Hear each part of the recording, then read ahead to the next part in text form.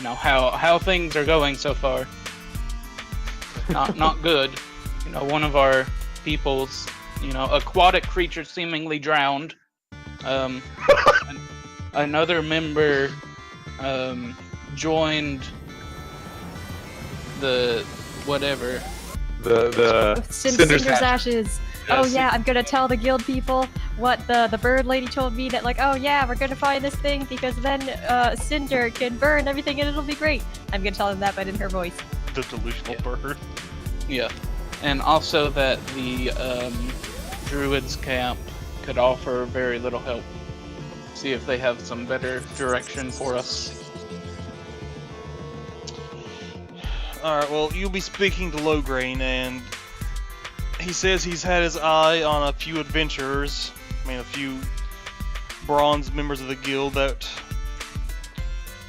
they are very skilled like yourselves, and he'll try to get them to join.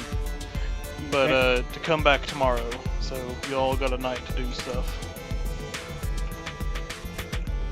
Okay, I'll ask him, if he's had any better leads on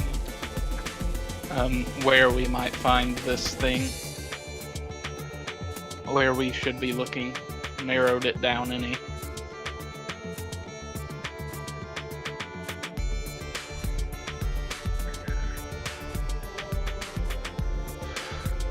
Excuse me. Well, he pretty much gave you a good description, but he'll go over it again once more tomorrow when the new people join. All right.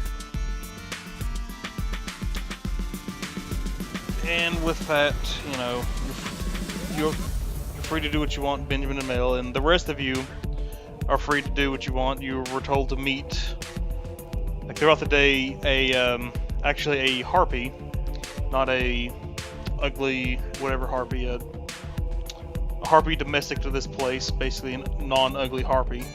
It's funny. That's the way to describe it. Yeah, there you go. You'll actually take it out to dinner if it asks. Yeah, I don't know if you can scroll up in the messages, but it's just something I drew of them. It's pretty far up there, probably not. But yeah, they're just more humanoid harpies that don't look ugly as shit. Okay. They're all hags. I only found the mega chicken conversation. She is a mega chicken. She's a large Arakakra. Did we learn the identity of the other Fey twin? Did we see a picture of her or anything? No, but you're fairly certain you know who it is, though. Or at least Mel is. Mel is fairly certain she knows who the other Fey twin is, since it's the only person who would kind of fit that description. Okay. Oh yeah, And I'll communicate that to Benjamin. I'll conjure a small minor image of the face stitch that we saw, and then in my other hand, another minor illusion of a question mark, and then I'll point to the question mark and say, "The Scarlet Songstress." So you think we should ask the Songstress if she knows who we're looking for?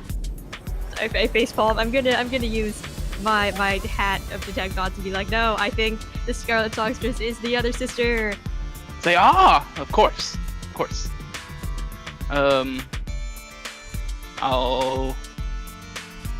I can reply to that, right? Yes, you can reply to this message. I will think that, do you think that we should tell Lograin? Because we know, they have some sort of relationship between them. Couldn't hurt. Maybe. Alright. Ben will, tell Lograin. So we're looking for the Fey twins, and we had a run-in with one of them. Here, let me highlight that for you.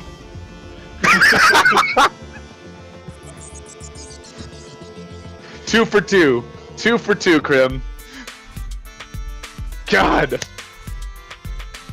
I can't do anything about it because I'm a new dude. Out of character.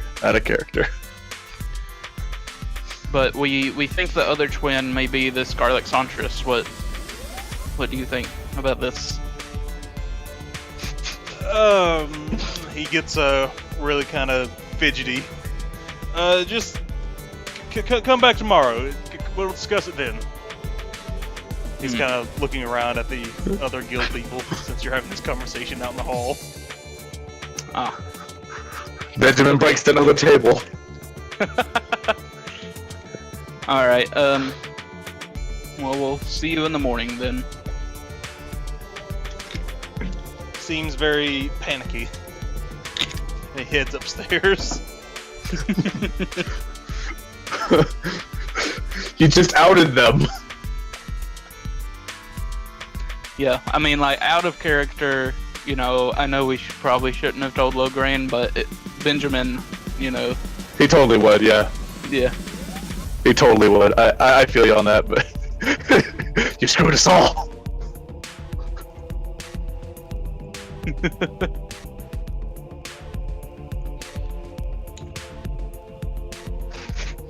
So, I guess we walk out and find somewhere to spend the night. I got an idea. I mean, is it late enough in the day for that? Are we not going to ask if there's more people we can add to our group? He said that there is to come back tomorrow to meet Oh, them. right.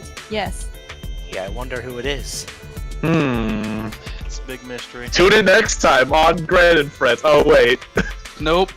Ben and Grand friends Friends. now. Dun, dun. Ben and Jerry and Ben. Pretty much. It's Ben and Ba now.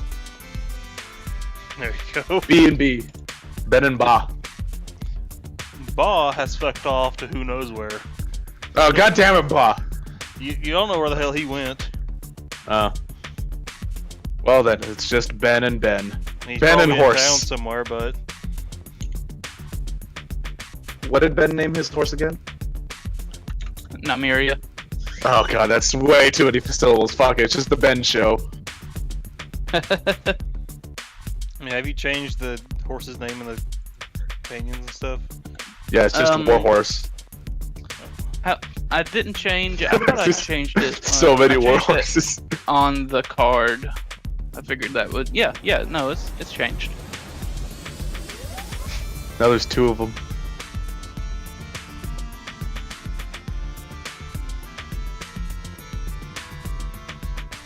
So are we gonna fast forward through the night? Probably. I mean, if you all don't got anything you guys want to do, Not right now, no. go harass the shopkeep again.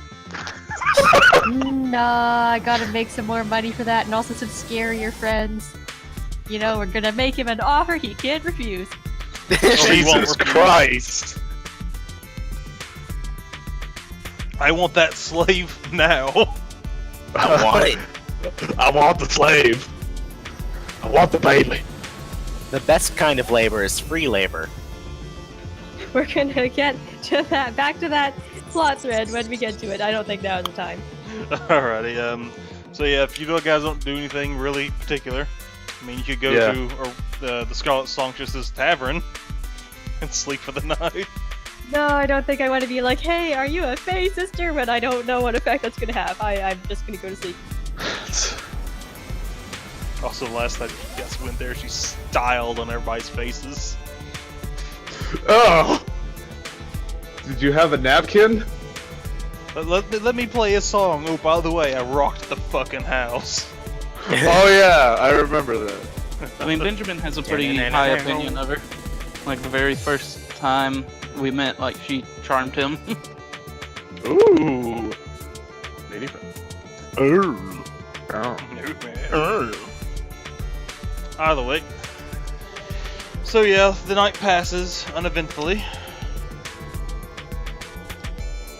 I'm not gonna bother charging you guys anything because this is kind of just fast forward bullcrap. Yep. In the morning, I assume you're going to head back. Yep, I'm gonna go straight back to Guild. I hope Benjamin is also there. Yeah, Ben would go straight there in the morning. Alright, maybe I should bring us over to the actual guild hall. Just cause, why the hell not?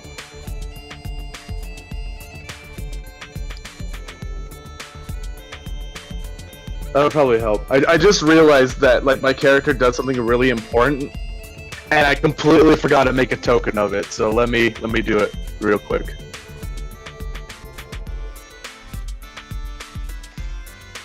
You're going there soon enough. Let's continue on. Can't find it.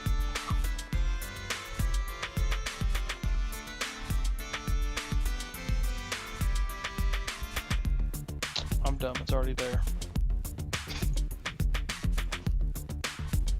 This music is a bit too, A little too lively yeah, for for a failed mission. Oh no.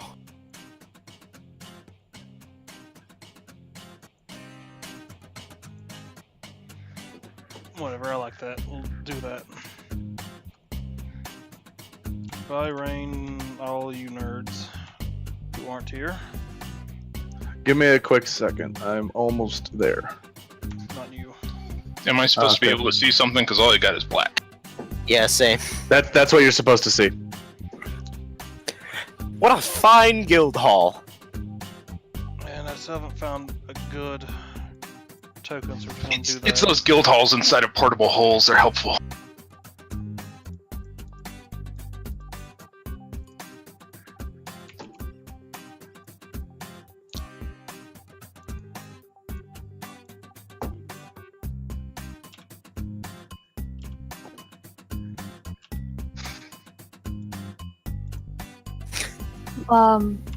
Did Lawgrain give us this mission, or did Markoof? Low grain. Okay. I'm gonna try and find him. Is he actually here with Lady Puromane? No. Okay. I'm also gonna bring Benjamin with me because I have limited communication skills. You are now Benjamin's best friend. He will be by your side for eternity. Alright, so I'm gonna grab his hand and I'm gonna tow him over to this room, which is the last room where we saw Lowgrade. And then I'm gonna have him tell the whole sordid tale.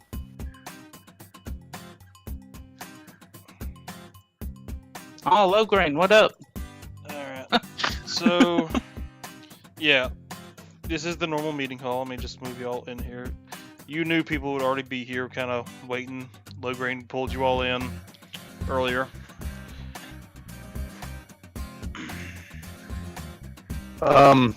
What's everyone's passive perception? Mine's like a 19. Who? Who said that? 15. Benjamin? Really? Oh, Benjamin. So I didn't because the see. Sentinel Shield. Oh god. Oh, okay. Have an 11. That's what I got. Okay, so I guess everyone except for the new ones. Gus is always squinting. Okay, well, I guess everyone except for the two new recruits. You guys see like a weirdly misplaced bag. It like moves. Where I is this bag? It's right where Pockets is, right here. I It's assume just- it's probably It's too high for like someone to just leave it there, pretty much. Okay. Gonna wander No, myself Tech and up. Cass don't see it. Your passive perception's too low for the stealth roll I rolled a while back. Oh, I thought you said you could. No, everyone except for the two new guys. Ah, I don't think Benjamin would react to it. for some Alright. reason, my mind heard the exact opposite. Oh, okay. Cass is likely still finishing breakfast. Munching on an apple or something like that. Once you got an So apple. I'm just gonna point out there's a particularly warm man at the corner of the room. Oh, is the fireplace off, but heat is still radiating from that side of the room? Jesus Christ. I'd say, oh my god, is that Gus? Famous chef? I hope he says like famous chef? Oh god, I didn't put famous in my bio. There we go. Yeah. Hey. How do I remove mine? How do I remove my token? I'm not well versed in this. You don't want to because you won't see anything then. Okay. Okay. So there you go. Bag. I am back. Carry me. Either way, like, you see this like barely 2.5 foot thing like roll out of the bag, Yeah, I'm gonna and he just turns to everyone like, "What took you so long?"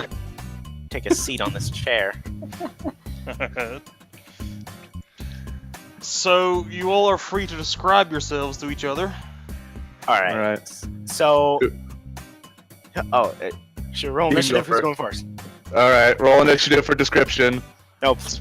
It was a joke. Meow. So, I guess if I'm going first here, if nobody else wants to, I am a fire genasi, or Gus is rather.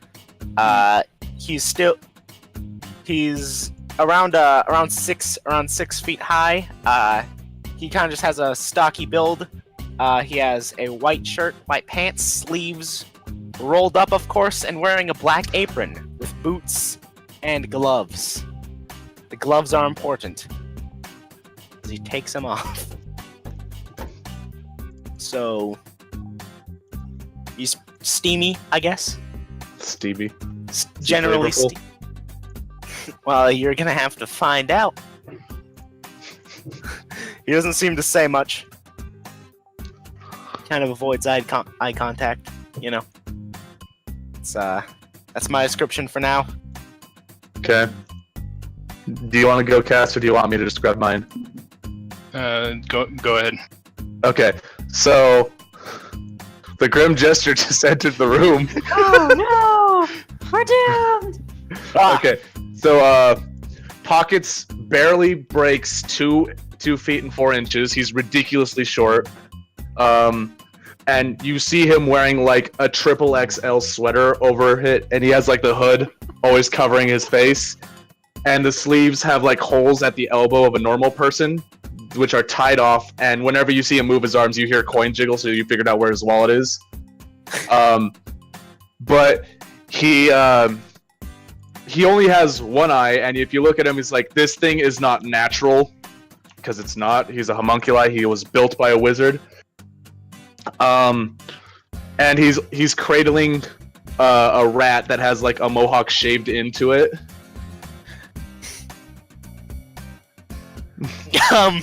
And that's they just look like they've been freshly operated on, and he just looks around like almost wide-eyed but very curious. Like each new person, he's just like eyes up and down, is just asking random questions about you. Like he goes to you, Gus, and he's just like, "What's your name?" Gus. He's just like, "What are you? I've never seen a race like you before." I'm a fire genasi. He's just like, and it just goes like that. It's like, "What's that? What do you do?" And it's just like things like that. And when you're done, he goes to the next person, just learning about them. So, Does this small thing belong to anyone? I can't say it's mine. he's like, "I stole to be my own person. Thank you." Congratulations. He's like, "I am Pockets. It's nice to meet you." And he like picks up the rat. He's like, "This is Pix." Can I try petting the rat? Unsanitary. How do you? When you say that, he turns and glares at you. He's just like, I sort of pinch back and look ashamed of myself for. well, no, not you when you ask. When the chef says it's unsanitary. Oh, okay. I care about regulations, man. I've seen this movie. But anyways, how do you go to pet Pix? I'll sort of bend down and then slowly, non-threatening, reach out my hand, Okay. try and pet the rat. Alright, yeah, he lets you. Anyways, that's my character. It's a child. It's basically a child stuck in an immortal's body, almost. Alright. That's cool. And Cass over in the corner, currently he would be in the form of a human.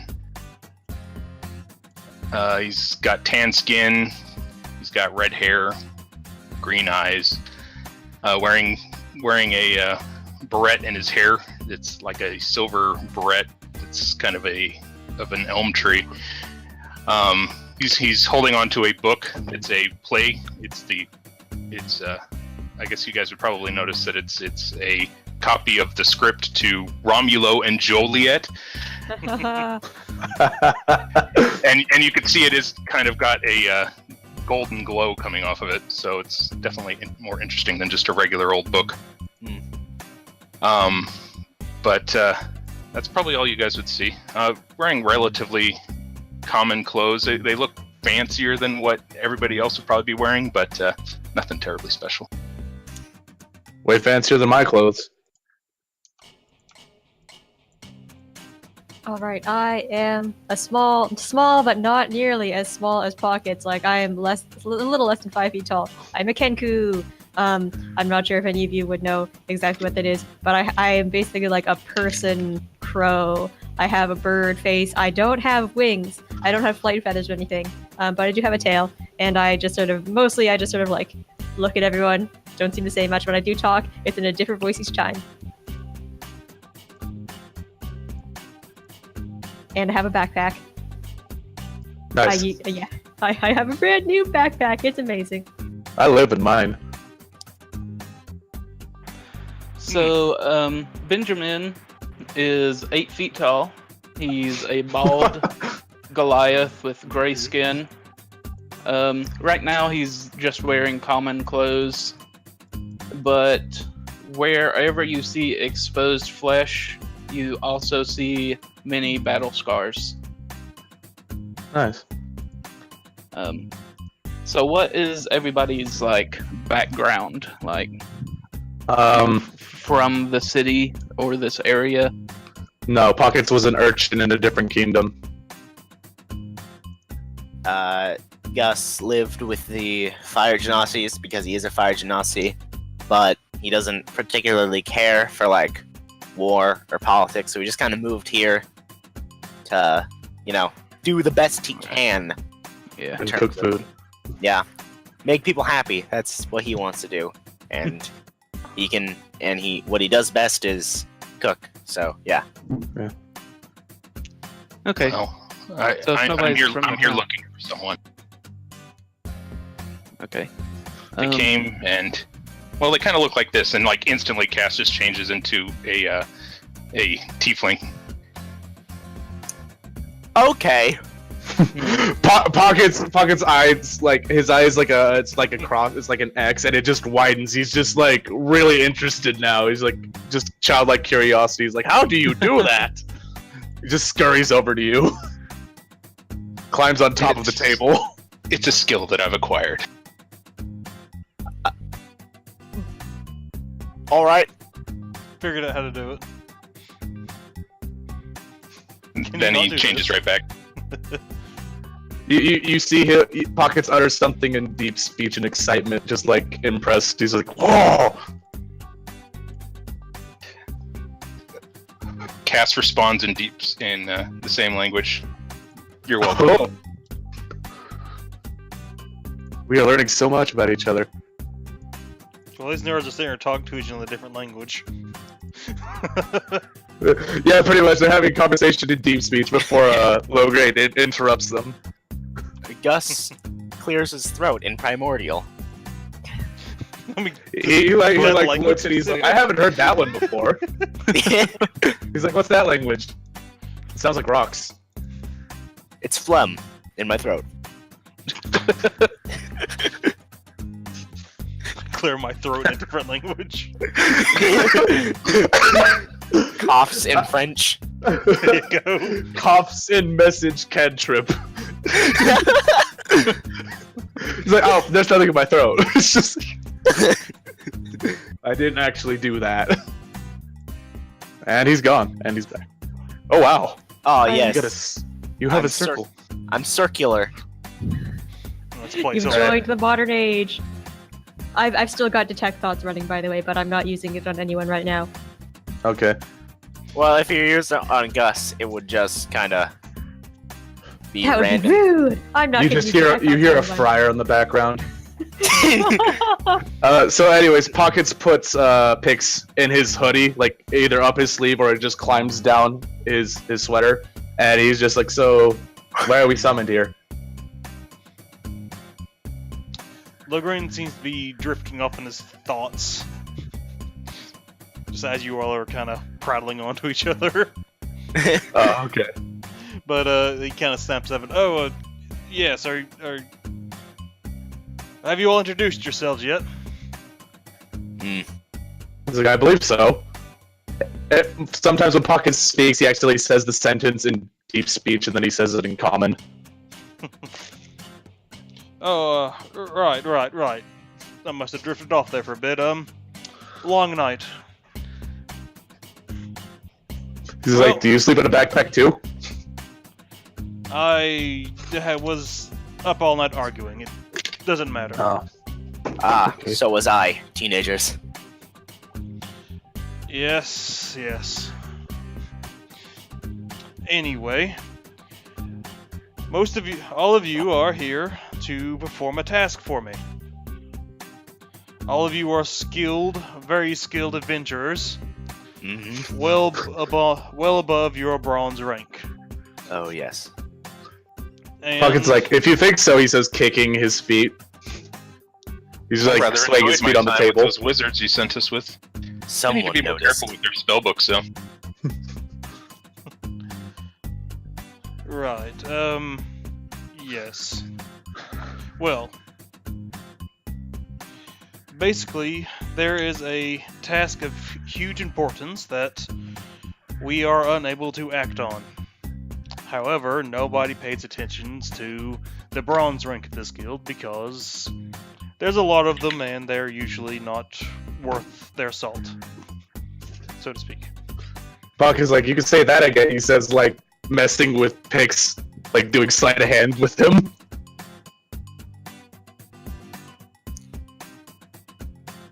He just kind of stares at you for a moment blankly. I'm sorry, did one of the mages leave you here? He's like, no, I'm a recruit. He shows his badge. Oh, yes, right, I invited you. He pulls out a... Why?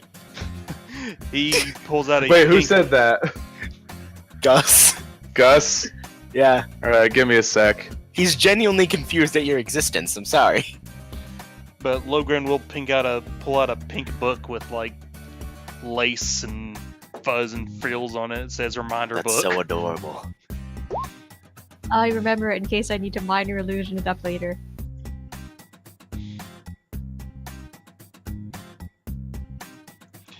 But, yeah, he puts away the book without even mentioning it to everybody. Right, Pockets, I believe it was. He's like, yes. Gus, roll me a sleight of hand, if you will. A sleight of hand. Or should it be at a perception? I don't know. That depends. I'll just roll a sleight of hand. Yeah, Okay. alright. Oof. Either way. So, you see Pockets flick a gold coin at you. He's like, that one's yours. That's why I'm here. He's like, and he turns back to Logran. As you were saying. Yeah, but, yeah. I lost my place.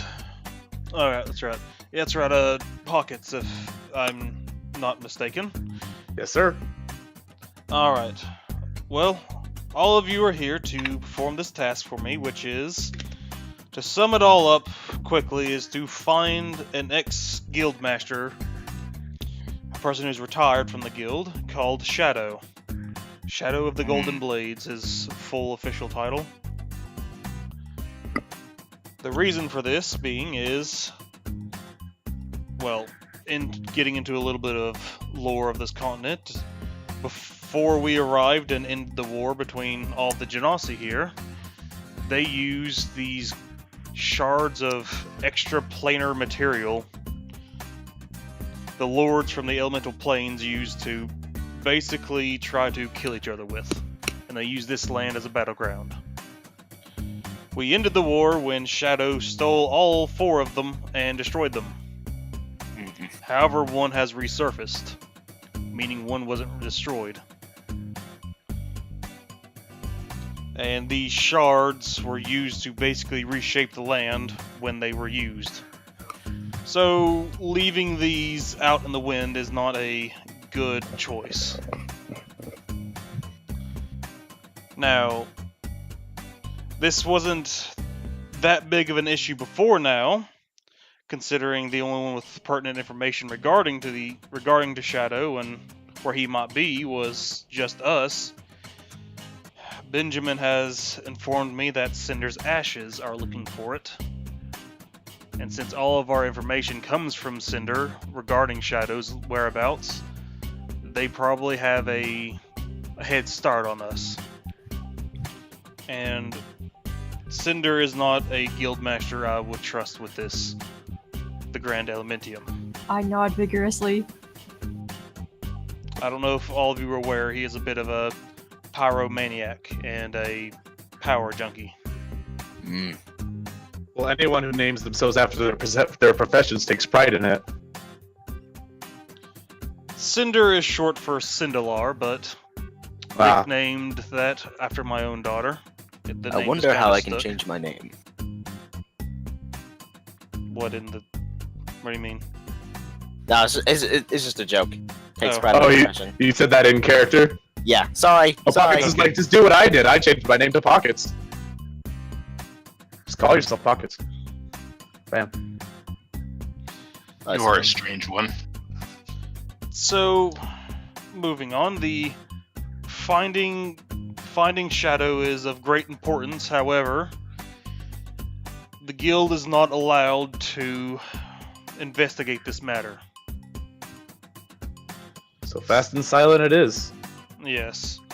It's when the royal family made the truce with all the other Genasi tribes, they sort of threw the guild under the bus and blamed us for this mishap.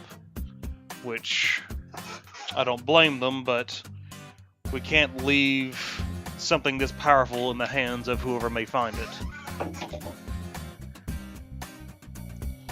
Okay. Alright. So this is where all of you come in. No one pays attention to the bronze members of our guild, and all of you are skilled enough to take on a task this important. Benjamin and Mel have been searching for it already. You'll probably end up following their lead on this until you earn your place in the group, or until, Benjamin or... I'm sure all of you have something to bring to the group, so it'll be up to you who decide who does what, but... Pocket Right. stands up and puts on his backpack and jumps off the table. Is like, well, if you need a rogue, I'm your man. You're a man? I think I am. He's like, I'm a homunculus, but I'm a guy. I think he's a jacket. It's like, let's just say that. He was a backpack before. I'm so good. He's like, I'm your bag of tricks. Let's leave it at that. Well, all right. A sentient With bag that, of tricks. cast turns into a larger version of Pocket. Oh my God. Tricks too. Oh my god. I'm never going to get used to that. I don't like it when I'm big. That just You feel like that is Pocket's terrifying. legitimately scared. He he actually just kind of goes and walks to Mel. He's like, I don't like it when I'm big.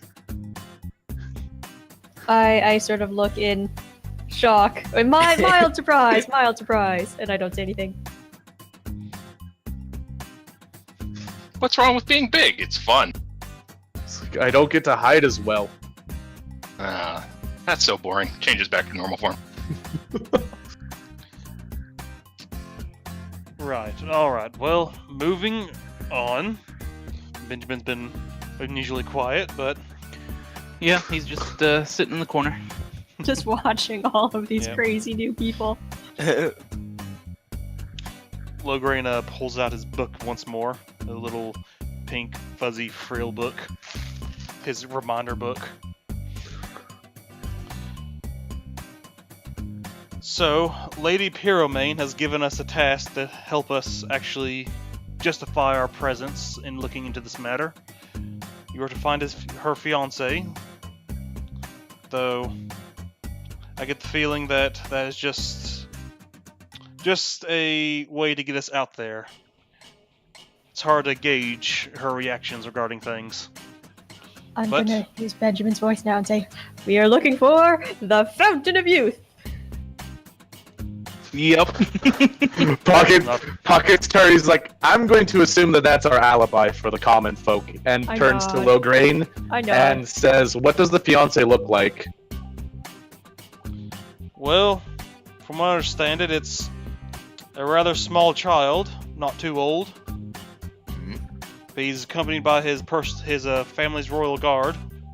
Well, noble guards, whatever. It's better just to describe them as they wear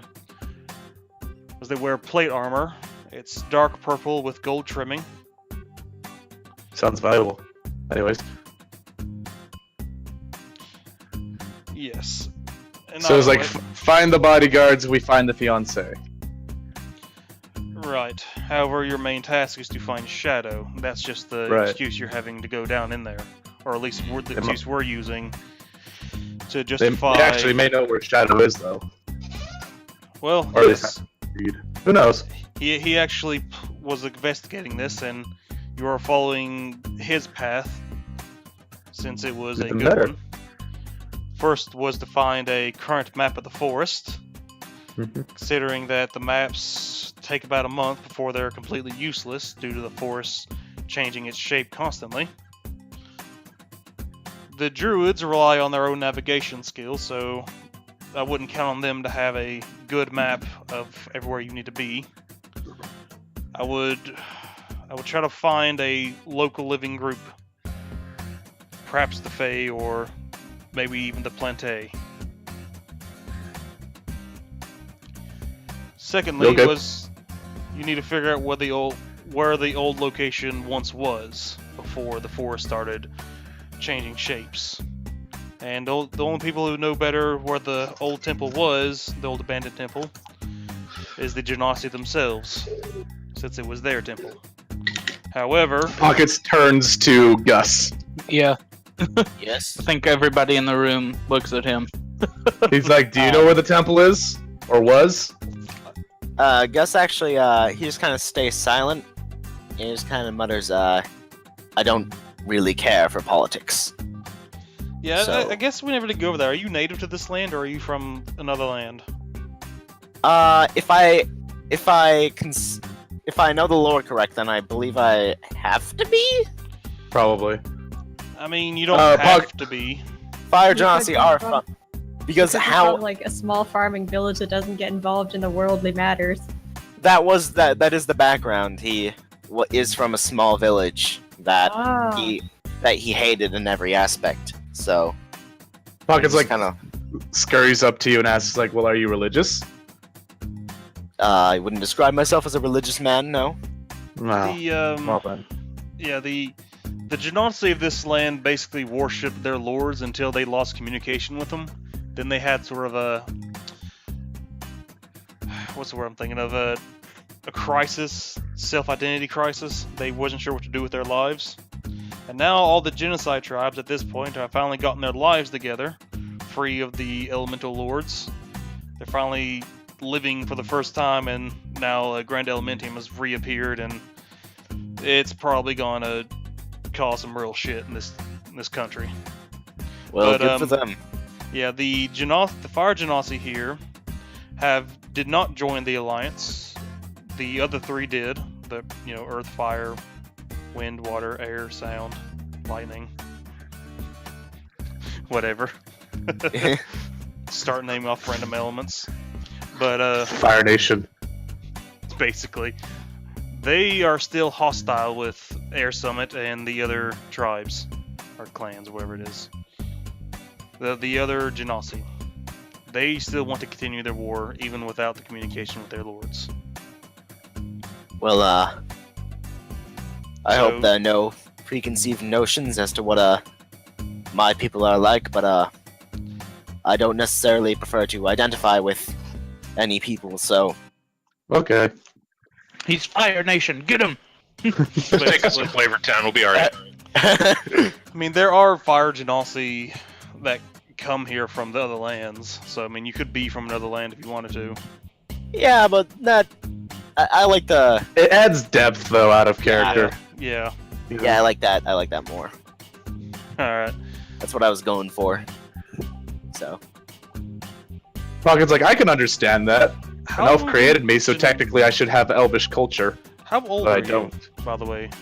The fire Pockets? Gus. he's 42. All right. So you've been born near the end of the war, Oh, okay. That explains a lot, actually. because the war ended about a little over 50 years ago. So you were born after the war. Yeah. All right. Getting off. That was a bit off track, but Logrin will continue. Yes. And finding once you have those two things, the old location of the temple and a current map that you can actually look at and use, finding a person who is a skilled tracker who surveys the land and can keep track of the changes that has happened to it to sort of relate where the old temple might have been on the new map. And for that, I'd probably suggest going to the Druids, which kind of looks at Benjamin. You said that their trackers weren't there, their surveyors. Yeah, they seem to have all went missing in connection with the Fey twins. Yes, that is a rather unfortunate bit of business that relates to me. The Fey twins are my two daughters. Oh my! I'm not I entirely actually- sure how I have to heavy do that gas is. in person. Yeah. It's scandalous. I don't understand how bad this is, but I know it's bad. The Fey twins have a reputation in the forest of being the reason adventurers get lost. The reason druids get lost in all of their amazing survival capabilities. They are known as the guardians of the Fey, dream druid nonsense, yada yada. But they cause literal havoc for years. And no one knows not to go into the Fey part of the forest, or else, you're probably not going to come back out. But, Logan will continue on. Yes, their mother was... I found their mother in the Feywilds, and she... Yeah, well, one thing led to another, and now they're here. Amira wasn't too happy with losing their mother, so she ended up raising her sister by herself, while I went off and fought in the war. So...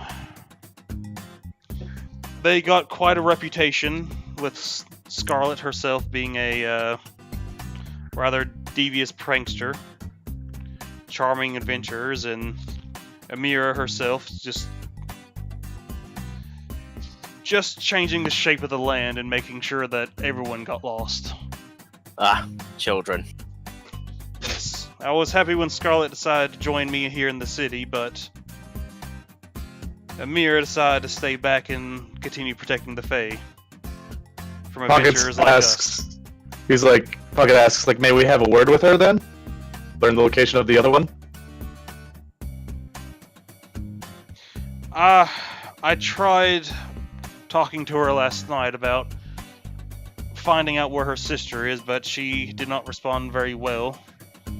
You're free to go ask her yourself. Well, it wouldn't hurt, I guess. Pocket says, looking at everyone else. I shrug. Benjamin nods his head. Gus Yeah, is Might, not doing anything. might I ask why you're looking for them? It's like, Because they've killed at least half of the surveyors that we are looking for. We think the other half may be imprisoned. and Pocket's like, well, you just mentioned them. I thought they were important. I didn't know that they weren't. He puts up his hands and the fingertips of his gloves like flop back. He just wears oversized everything. It is odd that Mir has left the Fae, and more strangely enough, attacked for no real reason. Though, with her, the reasoning is kind of twisted, and she bends it to suit her needs. You're free to go ask Scarlet. Her name is Scarlet. He Okay. said twice. Her name is Scarlet. Okay. Yes, go. You're free to ask her. She opened up her own tavern in the upper part of the city. Getting in. She's been rather busy since then. So yeah. Is there any more questions you have for me? Do you think that it would be dangerous to ask her these questions? She might not respond well to them.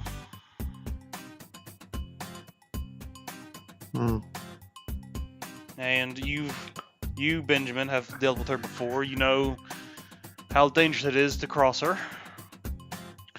I know how crazy she is, but also how wonderful she is. It's crazy you gotta have. Is Benjamin like literally blushing? No, he's not like attracted to her, but Oh. he never heard music like that before.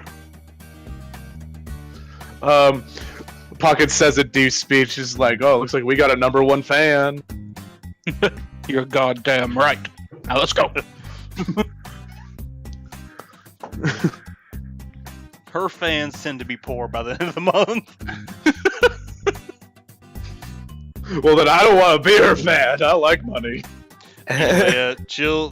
Logran will These- turn to you, 3 new people. Mm-hmm. This all is going to take you into the Ghabat forest. This is mostly swampland, so I would suggest all of you prepare. Benjamin and Mel will tell you how. Say, oh yes. I hope you've brought money. My Pocket's side. like grabs his sleeves and he's like, why do you ask? Oh no, I haven't calculated my money yet. I'm broke. It's okay. You all Here I start was. off with quite a bit. Yeah, you do. Okay, It's all alright. spent. I'll write into I my may GP have been stealing some information from some wizards. 5k-ish. Not that much. 5K? That's a lot. Is it not? Did you say 5,000 or 500? Like 500, somewhere around in Oh, there. 500. No, 500-ish. Man, here I was thinking we'd have enough between all of us to give that shopkeeper. Yeah, Pocket's enough like, I for can't fit candy that to amount use." on my sleeves. Pocket's like, I have money, but he like puts down his backpack and the backpack makes a thud. He's like, but I'm at my limit for carrying. Alright, here we go. You can carry things. You look too tiny to be able to carry too much. Pick up his that. bag then. Put that and put /R in front of it. Cast flexes, and there's like no muscles at all. Yeah. Can you pick up 150 pounds? No, Okay, yeah, because the bag's I- 150 pounds. I don't do any weightlifting. That's people like that big guy over there. That's his job. Oh, well, that's 600 then. Yeah, Pockets is like, I'm willing to contribute funding for it, but my backpack is full. I can't carry any more than I already have. I mean, you 3 new people do your own rolls for your gold, so. I already rolled out my gold. Alright. Yeah, mine's already done and spent. Alright. So. Oh, yeah, that's right. As he starts to walk out, Lograin, he stops, looks back into his reminder book, turns back around. Oh, I nearly forgot. Yes, I remembered. Puts away the reminder book. Andy. You get the feeling he's forced to carry this now by a certain someone. Is that will- insight checkable? Yeah, sure, go ahead. All right. Oh God, where is it? That's a 6. It's a fat 6 for insight. Yep.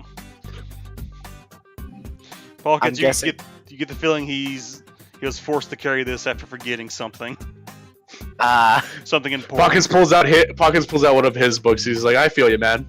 But by whomst? That was what. Who would humiliate Logran like this and make him carry around a pink book I mean, I don't know. for forgetting something important? Out of characters, it's someone that Bird met. Yeah, Okay, cool. Pockets hasn't met him though. All right. her, but yeah, whatever. Bird. Oh yeah. Okay. Logran will hand Benjamin, a heart-shaped stone with a HH on it. The engraving of HH on it.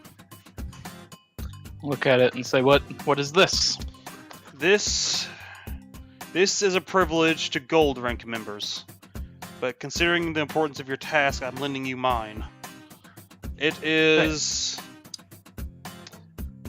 the courier that works for me in the pauses and the Happy Harpy Association. Hmm. My eyes widen a little bit. Pockets giggles like a child. Like he Like, that's isn't, cute. he isn't happy to say it, but that's what they named themselves. Say, They're, what? Go ahead. And what is this? It is one half of a sending stone. The other is carried by my personal messenger. Yeah, but I mean, I'm at the Happy Harpy organization. Would I know what that is? You probably would have heard of them. They're just Isn't it like the mailman group, pretty much? basically the mailman group. Yeah. Okay. Pockets like turns to use like postage, They deliver me ingredients. and I steal them. What? Sorry. What? What? Mark Hoof has outfitted the ones that work with us with stones like this, and a lot of the guilds came together to help them out, considering they were the best service, and they have a few magical items that help them with all of their everything. They can fly at great speeds, even faster thanks to an item donated to them from the Mages Guild. The Sending Stones was the Marcouf's idea. He made and outfitted them with these. They can communicate with the guild, and if not with the guild, with each other, then they can get the message out. Either way, it may take a while, but they can deliver messages. And I forget what another item they had was. And their amulets, well, the ones that we gave them for us, lets them locate you guys should they need to find you. The little harpy that's attached to that stone, her name is Zilk. She works directly for me. She's typically out in the Earth Genasi territory, but give her a day or two and she'll be able to meet you guys or do whatever it is you need. But it is your own personal courier until this whole mess is resolved. Pockets asks, do we have to pay her? The guild pays her, or we pay the association and they pay her. Okay. And when he said Zilk, Benjamin and Mel, you both know who he's talking about. Yeah. Yep. The person you met with before. I will warn you, she's a bit odd, but she will get the job done. Alright. Then he starts walking away again. He checks his book one more time, then closes it and keeps going. Cass starts watching him through his bat that's been in the other room. See if he does anything interesting. What an organized man. Yes, or Pockets like puts on his backpack, and when he does, like it almost like knocks him over because of how short he is. He's like, "All right, I'm ready. Let's go get some last minute items if we need to." I am Oh, always ready. I'll say, slow down, newbies. We're just going to the noble district. You see Pockets get like genuinely concerned. You can tell that he's kind of afraid of nobles. Say, oh yeah, I hate it too. He does that weird anime thing where they like rub index fingers. He's like, "You sure?" They're just people with more money. More money means more experiments. He mutters underneath his breath as he follows the group. More money means more tips. I make sure everyone is sticking together as we go. Don't want anyone mysteriously vanishing. As is, Stealth roll. is this what happens with this group? It can. Do you want it to? Gus leaves this plane of existence now.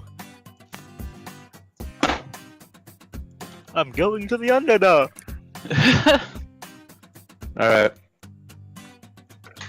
Yep. So I'll ask Logrange.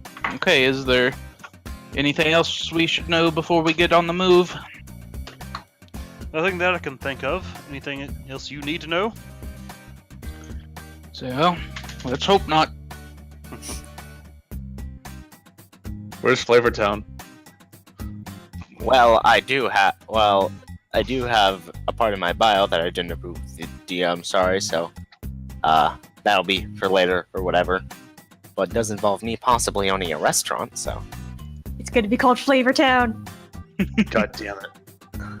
The actual thought I had was Gus's Berserk and Exotic Foods. It's Flavortown. Fine. So, yeah, Pockets, I guess when we leave the guild, he just, like, tightens his hood even more because he doesn't like showing his face at all. Like, you can basically only see his eye at all times. Which is basically his face, but whatever. Is his rat hidden? Right now he's carrying his rat like, he's like cradling it in one arm. That's kind of cute. Yeah. Does everyone look mostly clean? Huh? Like, does everyone look mostly clean? Like, or do y'all have like dust from the road on us?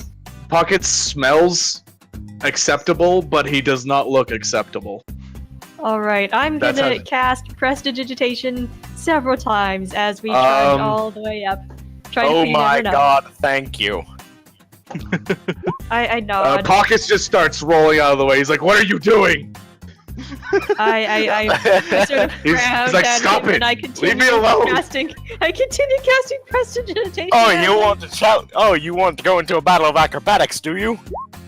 I sigh. He just doesn't like being cleaned out of like force.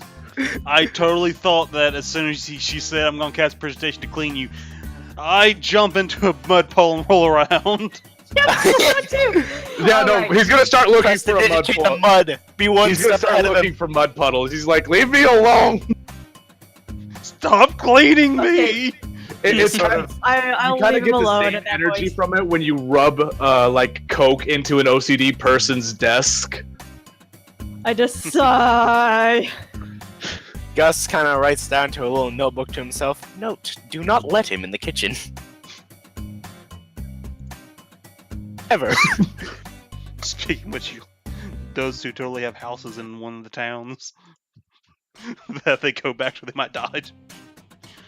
It's long term. I com- It's gonna appreciate in value. I just know it. As soon as they Does get their anything shit happen as we together. go up to the noble district, or are we able other- to fudge? Other than Pockets like letting his rat loose and chasing it like a child, no. Oh, actually, speaking of which, this is what he has. Since he's an urchin, he has this thing called City Secrets. Wabam! Wow. So he's like, follow me in pics. And he like lets it go, and he's like running like an airplane, and it gets you guys there in half the time. Does it make airplane noises? I haven't actually. I mean, that'll definitely happen, but I actually haven't looked through a lot of your all's backstories or read through them yet. Haven't really had a day off in the last 10 days to work on D&D related stuff, but that's sort of why I got late to getting you guys into the game. I do apologize for that. If it matters, the only thing that's really major about mine is like he has a small restaurant and a daughter. Pockets is generally very secretive about his backstory, but the thing that he'll tell you when he knows that you're going to the noble districts is that he's terrified of elves, and he doesn't trust nobles for reasons that he will not tell you. You're gonna fit in well with a certain race of mine. Doesn't like elves. Well, like it's not like hatred; it's terrified. He's like scared of them. He will cower behind something if he sees an elf. Identity politics is still a form of politics. That's what I say. Well, I mean, do you actually tell him that? I guess you could just say that at any point. Yeah. Did Actually... you actually tell us that you're afraid of elves? You more hear it's like you hear like a fearful tremble in his voice. It's like there better not be any elves. Why are you afraid of elves? They're built like toothpicks. Just roll me a persuasion. He's like, I don't trust you to tell you this stuff. Like that's what he's gonna tell you. He's like, I don't want to tell you. I'm just saying they're snappable. And I'm just saying I don't want to tell you. Well, all right. He says, like, picking up picks and like tucking him into his coat and pulling the strings tighter of his hood, so now it's just a glass eye looking around. Well, fine. I guess if we ever face an elf, I'll deal with it then. He's like, I could fight them. I don't want to talk to them. All right. It is worth mentioning that Air Summit is a good mix of just all the outsider races, since the only common races here are... Well, Air Summit itself is just a big melting pot, basically. It's the outcasts of all of civilization that started this colony, which grew into this city. Mostly, There's a lot of tieflings here, and they seem to be the more common race, but just as common as humans, since they're generally the outcast race. They actually found a good home here. So I guess what Pockets will be doing then is he would be like following his rat around, or like being a child basically, until he sees an elf, and then he'll like tackle and roll and to get his rat, and then like hide behind a party member if he sees an elf. Gus is conflicted seeing the childlike nature. With something that'll steal your shit. Cass is too lazy to walk, so he's kind of just floating. He's like, ooh, nifty. On a broomstick. Wow. I won't question it. As we get close, I'm gonna whisper to everyone, and I'm gonna say, "You gotta listen if I play music." And that's all I say. Yep. All right. So I like music.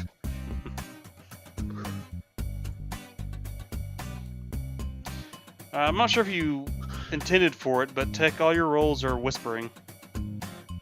Oh, I don't think it is. I do not do that. Yeah, there's a thing that like if you go to your gear, you can like mess with it. I have mine on like query whisper, so then I can like, you know, pickpocket you and show you my skills.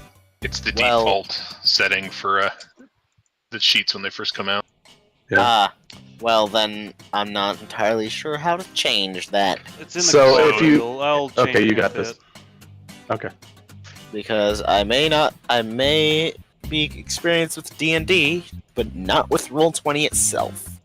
Like core I feel ya. bio spells, then there's the cogwheel, then there's under NPC. I got it defaultly set to whisper because I make a lot of character sheets, and you know, I get tired of changing it to whisper. Yeah. There you go. If you ever want to whisper a roll, you just go back to that cogwheel and set Corey toggle whisper or whisper. Alright. So- Test thing. Roll Very persuasion. Or oh wow, that's Oh, a natural 20 perception. What do I see? You see Pockets do the airplane very well. My Testing- god, it's so detailed. You see him see an elf. He just tackles his rat and like hides behind the Goliath. I see it in 480p. Yeah. You can like see the dust fly off him as he tackles it. There you go. Slow. On your Slow-mo, test bros. perception roll, you noticed Pockets is doing stupid. Whatever. Adorable. He's being a Cat seemingly child. talk to himself. I'm glad that that my natural 20 was on a test roll. Yeah. It's Here, You'll I'll never give you get something. here. You now know that Pockets' nickname for his rat is Squiggles. There you go. That's what you learned today.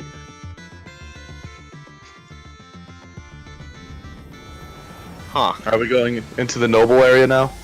Yeah, Oh, when whoa. you Tavern. head into the noble area, Pockets, you get some looks as being a dirty little urchin.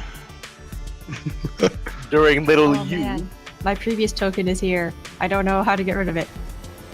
Click it and press delete. Select Whoa, look, there's a U here. And a U! You just click one of them and press delete. All right. Gus enters the room. Yeah. As you head into the... a guard will end up, before you make it to the tavern, a guard will kind of step in front of you and Okay. Pockets as you're off chasing your little rat. By the time they got here, he would have tucked him in. He knows how, like, restaurants work. And this is on the way. I just dropped you on this map Oh. because why not? Okay. Oh. Gus is say- immediately judging all the food that is around him. But yeah, a guard will walk up to Pockets, who is kind of off chasing his rat. All of you, God damn it. yeah. And he'll just say, "Hello, what are you doing here? Did one of the mages lose you?" He's like, no, sir. Yep, The, he's mine. which one said that? Cass. Tech. Don't worry, he's with me. He did pay his toll to enter the city, right? Of course. He's like, yeah, I did. I work hard for my coin just like you, sir. Alright. He is just barely clearly hassling you just because he can. He'll just kind of wander off. I'm gonna roll a sleight of hand to give him the finger. Without Alright. having him see and then come and beat us all up. Go ahead. Oh, you betcha. He's an urchin. He doesn't like being hassled because he can. Alright, that's a big gap in the... Yeah, alright, he doesn't notice. Yeah, Pockets like tucks in his rat, like flips him off, and he turns around to text like, "Thank you." What's the point of Fucking doing hell, it if they plus don't 50. see? He's like, "I'm trying to keep my reasoning skills sharp." Alright, He just but turns to you. He's like, "I was designed for this." other than the guard hassling you, nothing really happens walking through the noble district. Other than, a lot of uptight citizens kind of staring at your group who doesn't look all nobly and fine dressed. As we're going through, Hey, Cass I'm- would find a alley or something to duck into, change into the appearance of somebody looking much more noble, and change clothes. Yeah. I'll have you know, I'm in a wonderful apron. And I'm in a wonderful stolen jacket. What of it? Stolen dirty jacket that gets cleaned but gets dirty again. Milady. See, if she asked, he would be like, "I guess," but it was just because like, "Oh yeah, you're just gonna clean it." I was like, "No." I'm gonna try to get everyone to stay together, like with creative hand gestures and pointing. I've never learned sign language. You hear a voice in your head. It's very generic. It sounds like an infomercial lady who says like, "Let's all stick together, please." They're your non-ugly harpy races. Cass responds, "Where exactly are we going?"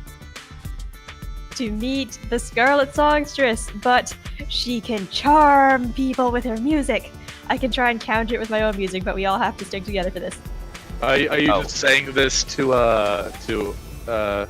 To Cass, yeah, no one else Cass. can hear. It's all in his brain. I mean, Cool. her brain. This person's brain. Cass changes. Not if I put corks in my ears. Well, no, like Gus, she has a helm of telepathy. This is out of character. I had a character that like had her do it, and this is how she talks to people in full sentences. Is that she pretty much reads your mind. Oh, I mean, I try was not to out of responding with a politeness, but I have message to. But that's okay. Yep, it's basically I can use a message cantrip, but only if I have detect thoughts active. Yeah. So we can get. Where's Ben? Put 3/4 of baking soda within the solution. You seen Ben go around the corner of the inn with Nymeria to put her in the stable. With the horse. I We forgot lost about how much he loves that horse. Out of character. But as you approach the inn, like you all were done after this, but it is a very happening inn. It is a few stories, like 2-3 stories tall, and there's an equally big tavern right beside it. And this is known as Wow, what do I call it? it's an awesome horse.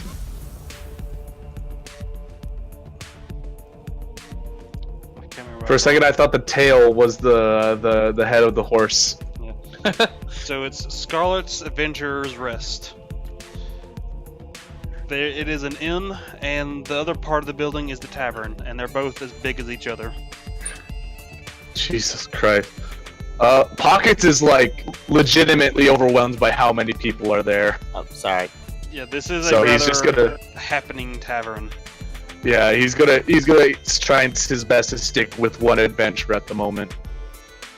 As you all come to the door, there is a rather long group of a wait, like just a queue, Like- a queue line of people. Right, However, waiting to be served.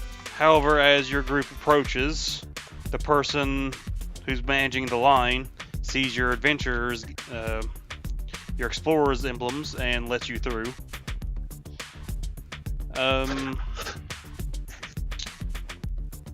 You don't really need to roll perception. It's not really a thing, but as you enter, you see a golden plaque at the other end of it, and Benjamin and Mel, you notice this is new, since you've been here before. Okay. Not allowed. One is low grain, God. and the other is the Ravens gang. Mm. Who?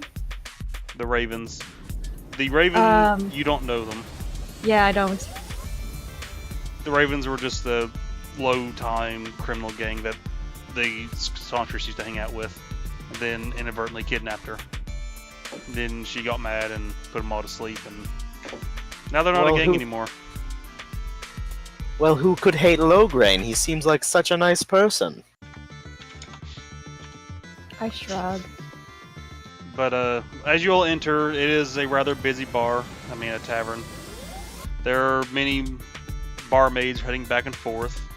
It's Almost stepping on pockets. yeah. I keep a close eye on everybody and try to, like, grab the arm of anyone who is lagging behind, straying far away.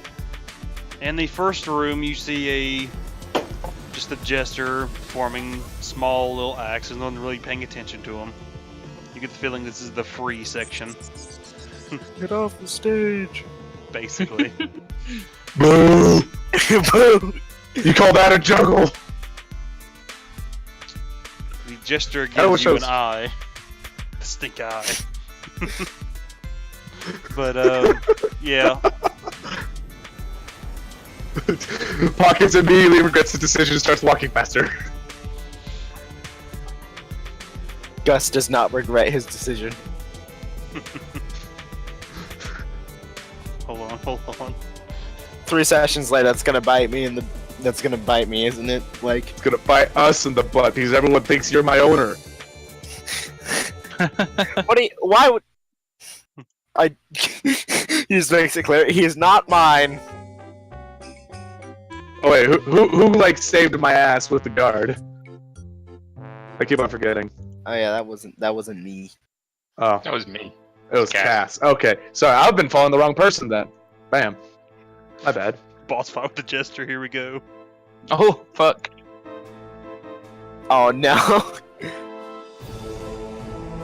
Wait, what's going on? Now I have the Fight. section of circus boss music. Benjamin knows why. Oh, no. Oh, no. Out of the way. So Benjamin just up and left y'all. Yep. Yeah, Pocket's like gently like tries to get Cass's attention by like pulling at his garments. He's like, "Where's the big one? The big one. You're all big, but where's the big one?" I don't know. I thought he came with us. Must have gone somewhere else. His horse The is very horse. shiny. The horse, I say. I'm gonna start going to the stables to look. Give me a second. Cass, a albino bat appears on Cass's shoulder, and he sends it out the front door. I look at it in amazement at how it just poofed into existence. Surprisingly, none And- of the patrons seemed surprised. And I'm here and I have to walk normally. Ooh. So, looking through the bat's eyes, do I notice anything? Where he went? You see his horse is stabled outside, and he must have come in some other way. I Because he's not out there. mentioned that the horse is outside, but I don't see him personally. Not sure where he ran off to. You totally stub your leg into a chair. Well, I'm not walking anywhere. I'm just standing there. And someone runs into you. Does he usually run off like this? I'm going to look under the table for big Goliath feet, because that's the only thing I can look for. I'm going to shrug and shuffle a little worriedly. Do you like a Looking nervous underneath- crow dance? Yep, exactly. Looking underneath some of the tables, you see some Goliath feet. Is it like Not a Benjamin. straight line? It's not Benjamin. It's not Benjamin. It's another Goliath. Pockets would have just like, oh, there he is, and beelined for it. So, where's the ping? We'll just say, Just say like, let's just go over here just for yeah. the fun. Yeah. Yeah. So Pockets would just like straight run underneath the table. Oh, it's not you, and run Oh back. my god. Sorry, wrong Goliath. Wrong Goliath. I'm looking for another tall person. My apologies.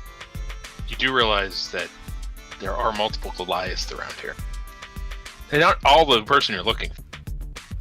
It's like, but his feet look Be more careful similar. with that. You never know. Some of them might decide to squish you. Racial profiling. Pockets like, it wouldn't be the first time. Won't be the last. As somebody of what I am, I do not appreciate racial profiling, no. Pockets like, I'm not assuming anything about you. Ben would stop this barmaid here. yeah, she's actually coming to you. Yeah. She came to all the nobles here before coming to you. Just kind of coming through a line. Yeah. I'd say, yeah, can I get some breakfast and some ale? Yes, we will be bringing refreshments and everything out here to the private section. However, the Scarlet Songstress is about to perform, so we must pay your dues. Be 5 gold. Say, I'm actually here to see her personally. I'm, old friends. She kind of rolls her eyes. Yes, I know, but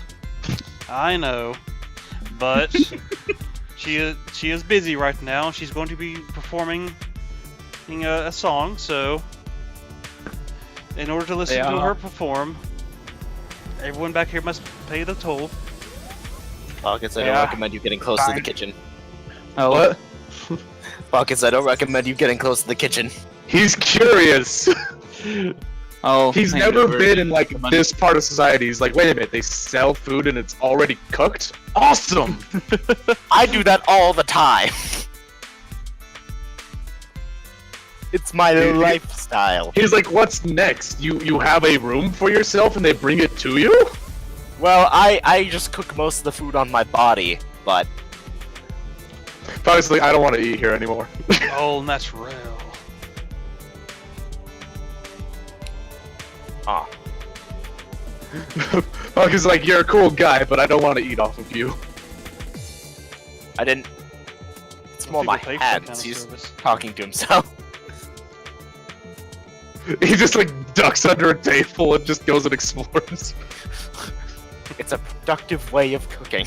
I'm going to sort of follow and keep an eye on him to make sure he doesn't disappear or like get snatched away and kidnapped. By a hawk. Just- If it looks like he's gonna do something illegal, I'm gonna try and stop him. An actual crow just comes and picks him up, Oh just my- takes him away.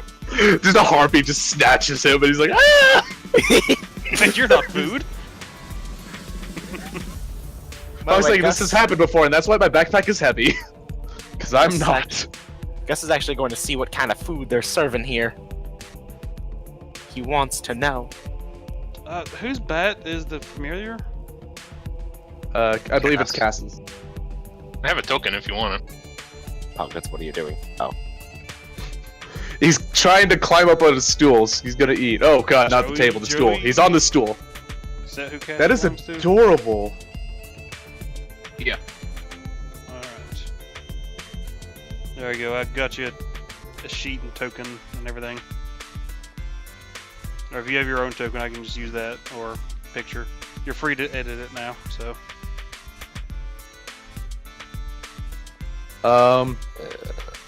Cass, you get a mental cantrip in deep speech. He's like, join us at the weird table thing. We're eating food. He doesn't Okay. know what a bar is. It's like, oh. She wanders down here, wanders off. The barkeep will end up looking at you. He's a very big, fat man. Tending the bars. What can I get y'all? Let's see here. Pockets like the way he sits, like barely the top of his eye, like the top half of his eye is just barely above the table. cooked meats of any kind.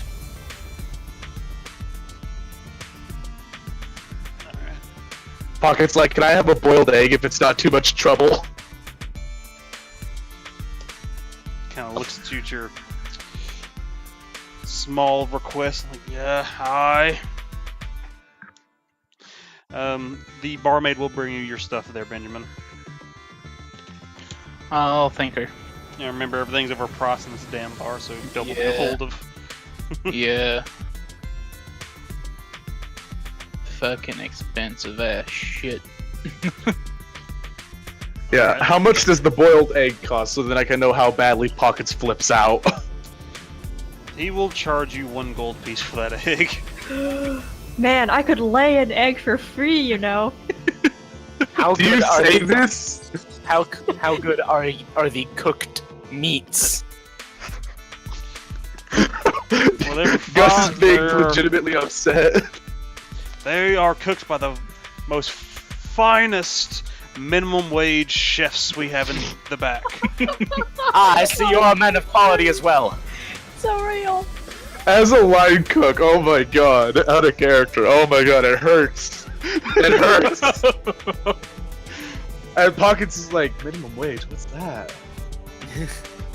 I eat.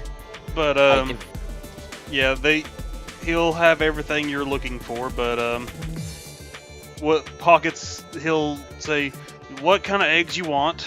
Normal eggs, chicken eggs, harpy eggs, what you looking for? He didn't realize there was something other than normal, so he's like, normal eggs. Alright, a gold. And, you know, he's gonna charge you all 2 gold for your meals. I feel bad that I didn't warn them everything was really expensive here. During this time, Pockets is legitimately heartbroken that he has to pay a gold for it. He doesn't like losing money. He pats Gus pats Pocket on the head and making sure that he still has his gloves on. That you pat him on the head to make sure the things on his wrist are still on.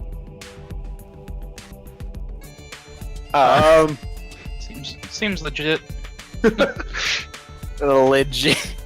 Let's just say on the first pat you felt a bump. On the second pat, it's not there. I'm going to learn to not question things when I'm with you people. I shrug, and I nod. He just turns to you, he's like, then don't squish squiggles. What? He lifts up his right hand and you see like an indent in the glove.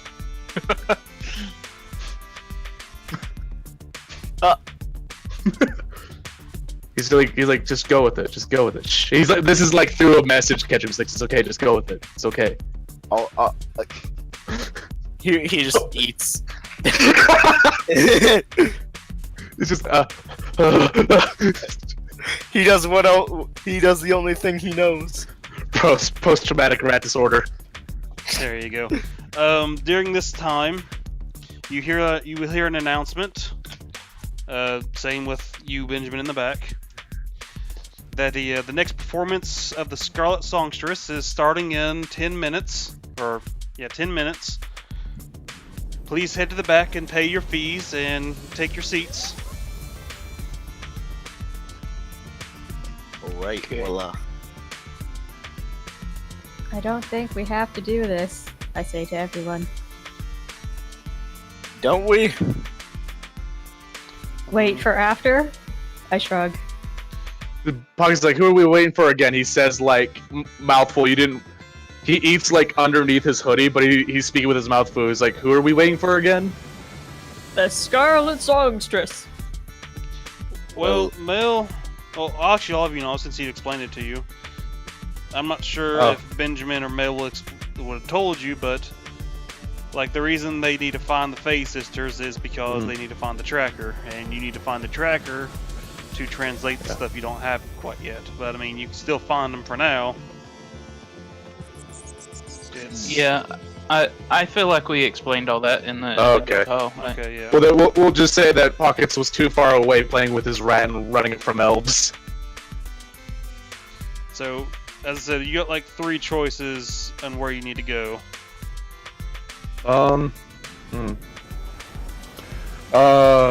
Mel, you get a message in your head, and he's like, "Can you carry me in my bag?" I will attempt it. Should I just roll a strength check? Oh God! I cannot. You can't even pick up his bag. You see me strain pathetically and not be able to pick He's like, whoa, don't hurt yourself. Oh god, I'll try. I can roll dexterity for strength. My god! I just sort of frown and say, that backpack. He is heavier than he looks. He's like, this is how I don't get swooped up by hawks. Cass! You're like seeing him like loot through things, like you see him like loot through him, and he's just like trying to figure out. He's like, no, I need all of these. He's like, I can't go away with it. He's just like, we could try and like wait until after she performs, unless everyone's willing to pay money. Well, how much does it cost? Highway robbery, I say. It costs highway robbery. I nod and scowl. Oh, I don't know if I can afford that. How is the person taking the money? Oh, Are they just like taking it and sticking it in a pocket, or is it their bag sticking it in? Is it probably the bouncer at the door? You probably have to pay him and then go. yeah, it's in the back room. Pockets like points at the bouncers like, that guy probably looks like a person that takes money. But yeah, is he got a bag there that's for the money, or are you handing it physically to him and then he takes it somewhere? Good question. You're handing it to him. He's putting it in in a purple with a gold lined pouch, and he just lets people through. That's how he's. Once they pay, he lets them pass. Cass asks if it's truly important to go back and talk to her right now. To the party. Bucky's like, I don't know. He turns to Mel. He's like, is this person important? I shrug and look unsure. Bucket's like, do you need a distraction? I can certainly make a distraction if that's what you need. Mel, why don't we just send you through, and the rest will wait out here until she's done. I nod. Oh, in your head you hear an infomercial lady voice saying, "I'm not the best communicator." So, at least you people have.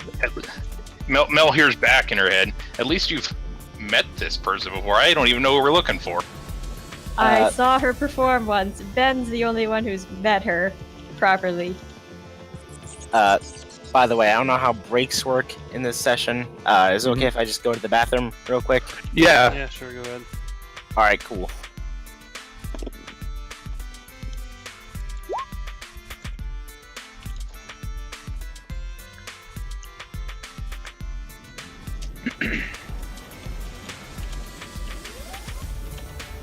If everybody wants to take a quick break, you can. I'm gonna grab a drink. Yeah, I'm gonna use the restroom real quick. Yeah. BRB.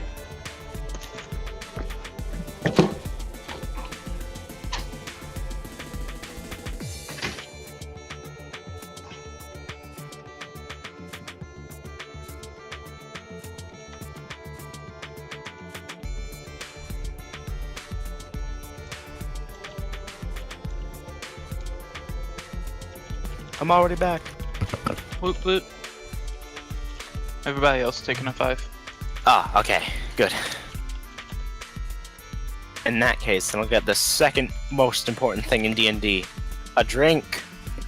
Some alcohol, yes. Let's go. I'm not old enough.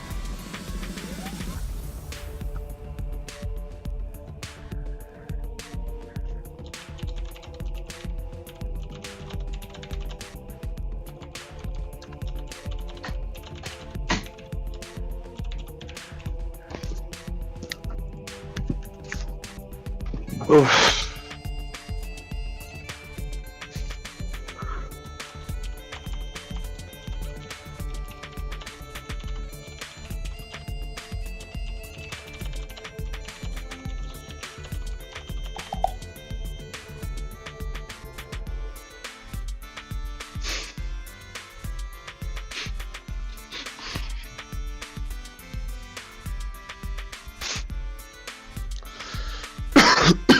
Excuse me.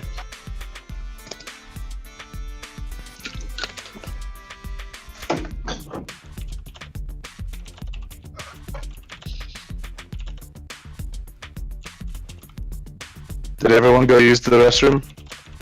Yeah, I think so. Yep. Pretty much. Pretty much. Bail, bail, bail. Bail. I go, only went baby. halfway. I walked to the restroom, swiveled my britches, and walked back. No, I'm only walked halfway to the bathroom and just took a shit right there in the hallway. One could say you failed a constitution check. Or unless your character will. I saw this post. Let me see if I can find it. It really it made me laugh really hard. Oh, here it is. It's like, I hate how all those too edgy for me theories about kids shows like Angelica dreaming up the Rugrats or Ed and Eddie being children ghosts, or like literally anything that has a lighthearted and fun show turns into something really tragic. So from now on, I'm making anything tragic very silly by children. Instead, they started Game of Thrones, a middle school D&D campaign with the most angry, vindictive DM who had promised to kill everyone's player characters and their family by the end. And then like The Walking Dead is actually a bunch of kids playing the zombie apocalypse in their neighborhood, and every time someone quote unquote dies, it's because their parents call them home for supper. And then someone did Breaking Bad. It's like, oh yeah, Breaking Bad's actually just a fanfic of students in Mr. White's class that they write about him because no one has any idea of what he does on his free time. That it just gets really out of hand. God. I mean, So, yeah. yeah. I mean, the first one's pretty fucking true. Now go update the quest log. I will be right back to get. All right. Okay. So for most of you all, you're in the Eastern time zone, right? I'm in Mountain. Ah. So what you're saying is I'm the most immune to sleep damage than all of you. Are you sure about that, man? I usually go to bed at 4 in the morning. I mean, I'm just saying that like this game for me starts at around 6. Because In the morning? No, at night. Oh, Just I was like, 6:45. hi, how are things in Yeah. Japan? Ah, they're good. I moved here because of anime. Sounds like a good enough reason to me. Yeah. I really like how like Gus's character develop will strictly be just dealing with pockets and his mannerisms. I'm fine with that, honestly. I'm completely fine with like if at some point they learn to love each other despite their opposing it's a bad sitcom is what I'm saying. I'm fine I with know, that. right? But like you're like everything you question is because of pockets. It's like he has a rat, but he's in a place of eating, and he doesn't wash his hands, Regulations! and he likes his steak well done. Nah, he's just a heathen. Now we gotta kill him. He's just Gotta become the catch me villain of the first. Whoosh. campaign. And he dares to call me disgusting because I'm able to cook with my own body. He just doesn't like eating off of people. He puts it in his shoes. Well, I don't want to Gus eat off of doesn't someone. lie on the table and just go like, hey. Oh, eat well, it. like that's. He's a child. Remember that. He may be 200 years old, but he's a child. Okay. So when you're like, oh yeah, I cook it on my body, he just imagines that you like take off your armor and then you fry bacon on your abs. So if you probably show him cooking a steak, he'll probably be a lot better about it. But like his wildlife imagination and airplane skills got the better of him. Well, I mean, it's gonna be a bit more character development until Gus is able to let him into the kitchen and show him that. I mean, you And can just. maybe you'll you have can to do do it over the the- whole cleaning thing before he lets you your food. I mean, like the main reason why he started running from you, Mel, is because you just started cleaning him. I'll ask next time. Yeah, like, I'll tell you this: like the first thing he'll scream is like, "No operations! No operations!" He just sprints. I'll be glad there's someone with less social graces than me around. Maybe I won't look so awkward now. Yeah, the only reason why I'm giving him a 10 in charisma is because he knows other languages. That's it. I was going to give him a negative thing, but like I'm like, he knows quite a few languages due to his passive trait. So, just for roleplay's sake, that's the only thing. He knows how to speak it, and he understands when people are upset or not upset. But everything else, he just can't read a room. By the way, I would like to say because I just found out what the alchemy jug can do. Uh-huh. Because I never used it in my Oh. campaigns.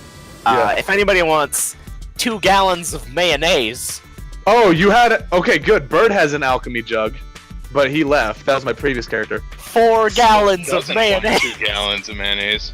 Actually, you know what's really good? We don't have to worry about water anymore, but none of our characters know that you have that. You know. I mean, if you think about it, if magic is like allowed in the cooking world, it would be a very useful tool. Right, but I'm an urchin. This is the first restaurant I've been in. I know, but I'm just saying that I'm thinking about it. If a restaurant ever ran out of vinegar, they just need 30 alchemy jugs and just make vinegar all at once, and they're fine. No, they just need an alchemy jug and a proper prep schedule. That's what they need. That's true.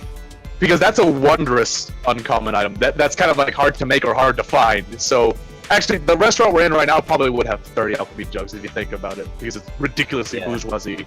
But Also, I'm waiting for one of you to be salty so I can produce my 12 gallons of salt water.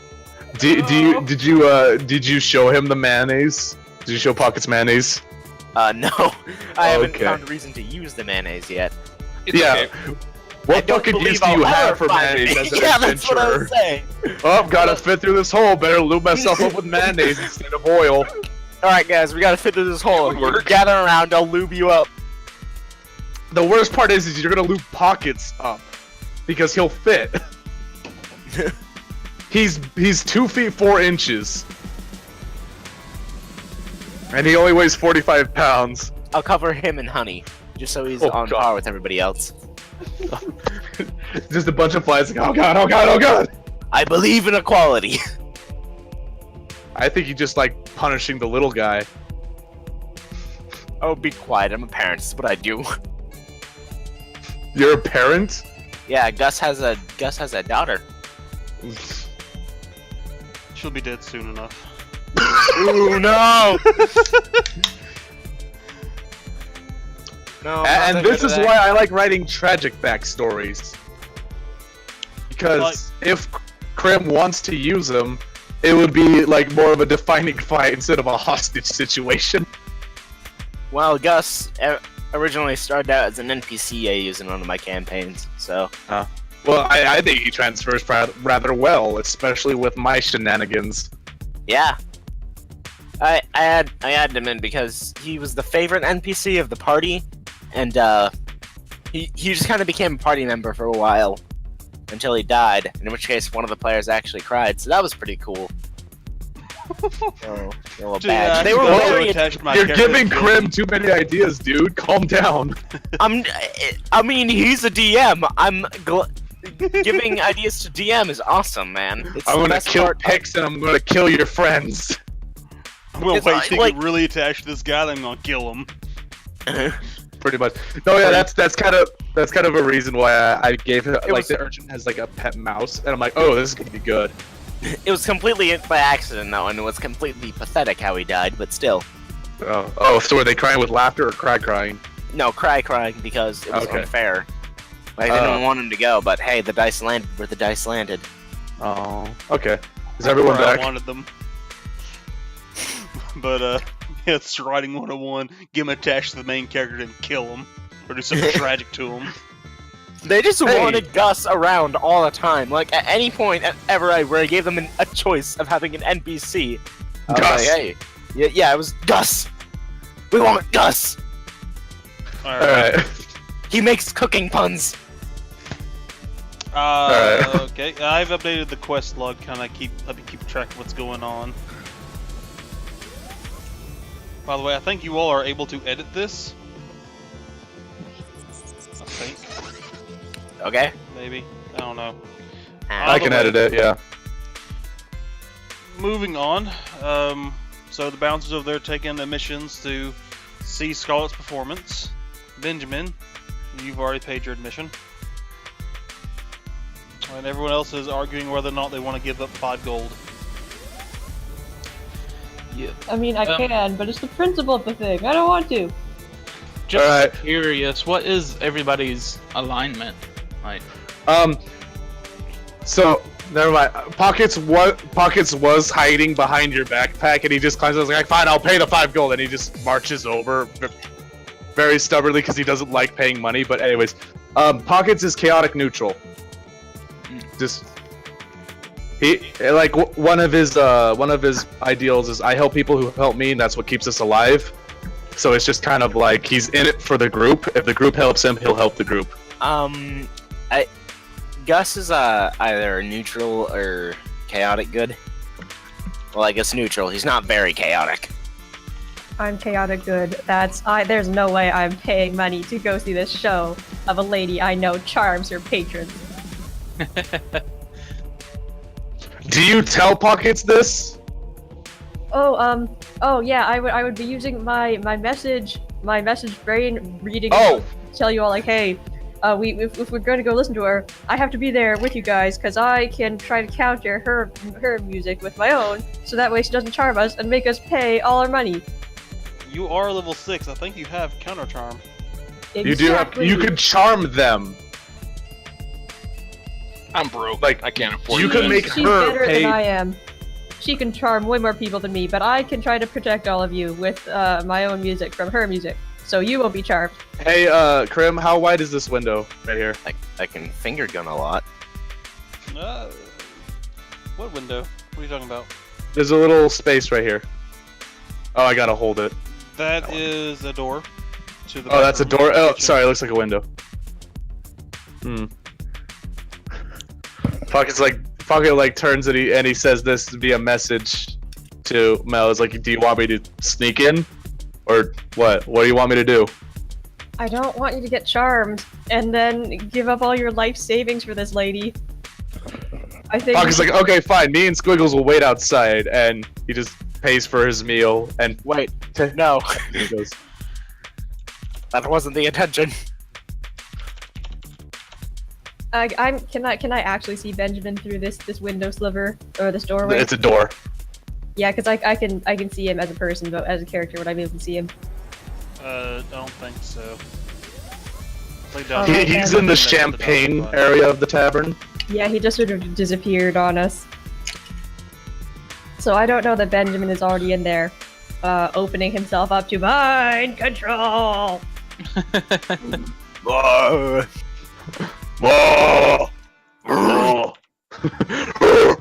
Pockets, don't go into the kitchen. He's like, don't pull my will- cover. And he just walks away from the kitchen. I guess I'll say to everyone, like, are we sure we actually have to see her perform? I think it'd be a better idea to wait until after her performance is done and then try and contact her. So Pocket's like, where do we meet her after performance then? She goes back upstairs, but I know Ben knew her from somewhere. I don't know the details. Okay, so then Pockets is like, alright, outside it is. If you don't want us to hear it by proxy. Sounds fun, Is it magical? Does it just travel through air, or do I have to hear it? You have to hear it. All right wait, then. Wait, let me think. Let me think about this moment. And by that I mean let me look at the same skill that I have on my own character sheet. You have to both watch and listen to the performance in its entirety. So we'll be safe over here. All right. I mean, so you could just plug your ears then. yes. So where do we buy champagne bottles? I have Pockets a gets plan. impatient and like pays 5 gold to the bouncer. He's like, I'd like to see it, please. But he says it like a kid. He's like, I want to see performance. Yeah, well, you perform. I want to hear song. And he just gives 5 gold. Alright, he steps aside and lets you through. He takes the gold and puts it in the pouch. Seeing this, I'm like, okay, I guess we gotta follow. By the way, you see Benjamin on the other side of the stage. I don't think how tall is this stage? Hello, fine sir. About 3-4 foot tall. Yeah, I don't see Benjamin. Benjamin is Or 8 no, foot I see tall. Benjamin, but Benjamin doesn't see me because I'm 2 feet 4 inches. That's not how that works.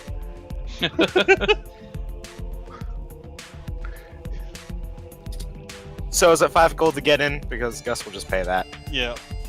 All right then. He pays up the 5 gold. Thank I you, will sir. pay the 5 gold, hating every second of it. Pockets is going to struggle to get on the chair, and he's going to be like, "Hi." Well, since everybody's in here, I guess we should go over to the table, maybe, so all of us can sit together. Perhaps. So Cass is gonna put his hand in his pocket to grab the money out. He's gonna cast Minor Illusion to create 5 gold coins, Alright. and then make sure he's not handing it to a person, but kind of put it into the bag and intentionally put some weight down with his hand as he's putting it in. Bring his hand down He empty. doesn't let you reach for the bag. He's like, "Put it in my hand." I'm sorry, I have an issue with touching people. Then drop them into my hand. He's like, "Raise your hand 6 inches and then drop them." This is most troubling. I'm sorry. I'm afraid I can't. Just please may I just put it in the bag? Just hold it out for me. I'm sorry. It's far too. Do a persuasion, see if you can. Yeah, get those tears going. Pockets is just scurrying around, looking around this really remarkably small fancy table. place. Pockets is going to hide underneath the table, and I'm gonna roll sleight of hand because he wants to check on his rat. He will hold out the bag. He'll say, "Don't reach into the bag. Just drop it into the bag." Cass drops the coins and uses the minor illusion to make the sound of them as they're going. All right. Did you cast guidance right in front of him? No? Oh, I forgot to click that off. Okay. He doesn't seem too bright. He just steps aside. Go on.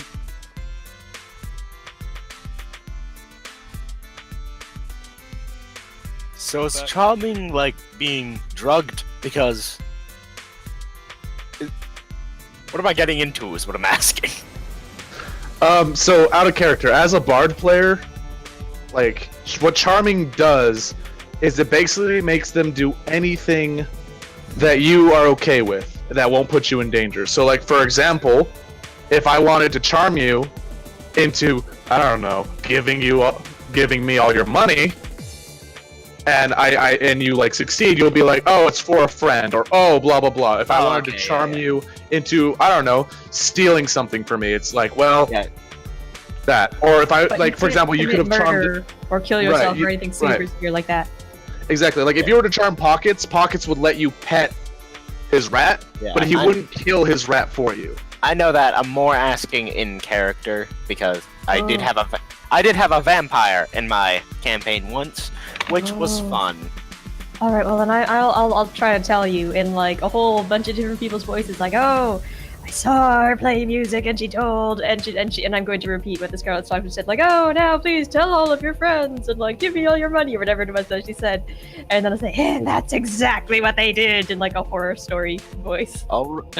Uh, Well then, slap me if that So- if I start doing that. So everyone please come to this table in the corner. Pockets Cass is going to has be Malachi outside, which is the name of the bat. so Pockets is going to be underneath the table. He's like, do you have to hear and watch it? Yes. So Pockets is like, all right, I'll just listen to it, but like not look at it. And he sits facing the wall. I give Yeah, a thumbs up. He just doesn't look at the Gus just doesn't look at the stage. Yeah, I'm gonna roll a sleight of hand for him to like be distracted by his rat without other people noticing. DM, if it's a low number, you have fun with that. And I bet he's not even gonna charm us because we don't look rich enough. I have an okay diner. He's just like doing the wave with his hands, and you just see this bump go around his body. He's like, woo! Woo! He's like, that tickles, stop! Alright, but after a few minutes of you gathering at the table, the songstress, led by a barmaid. Oh, probably better just to. That's not what I wanted at all. Wearing a songstress dress and a blindfold. She's She is pretty. she is led around the table, or around the everything. A few of the nobles try to reach out. She ignores them, but she keeps walking forward.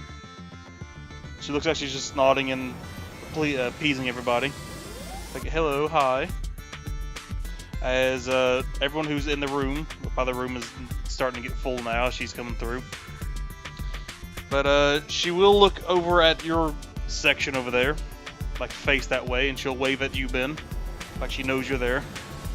I'll wave back enthusiastically. Reveal a location. That's kind of what Pocket mutters in like deep speech. He's like, he's gonna blow it. Gus Yeah. starts smoking. Not like the action smoking, but like physically giving off smoke.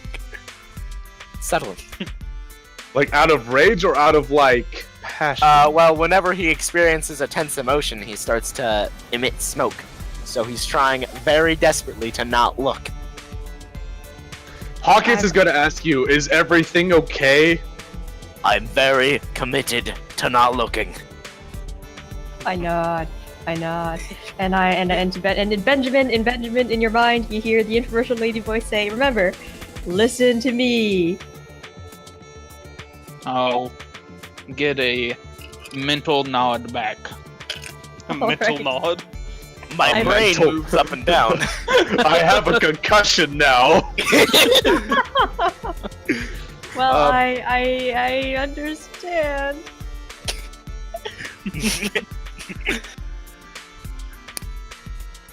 Alright, but she gets onto the stage, the entire crowd grows quiet, and she starts singing a very lovely song, which, in a language none of you understand, but at least I don't think none of you can understand. What's What the language is it? Sylvan.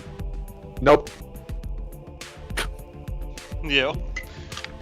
Don't But the know it ambience of anyway. her voice and everything else. Cass is just taking a couple seconds in the bat outside, taking a couple seconds inside, taking a couple seconds outside, just continuing that. Pockets is just distracted by pics. Alright, as you start casting your counter charm, she stops and the entire crowd looks at you. As you start I didn't performing realize something. it was that obvious. I was trying to like. And that is why I'm underneath the table. Do I need to roll a stealth? More smoke emits from Gus. More smoke. Should I roll a stealth? At disadvantage? And if you want, Alright. the bouncer will end up coming to you. She'll say, More Wow. smoke. just I say, thought it just looked like Okay. I don't know, playing music. I didn't realize that you had to be 17 for super not loud. being caught by the bouncer.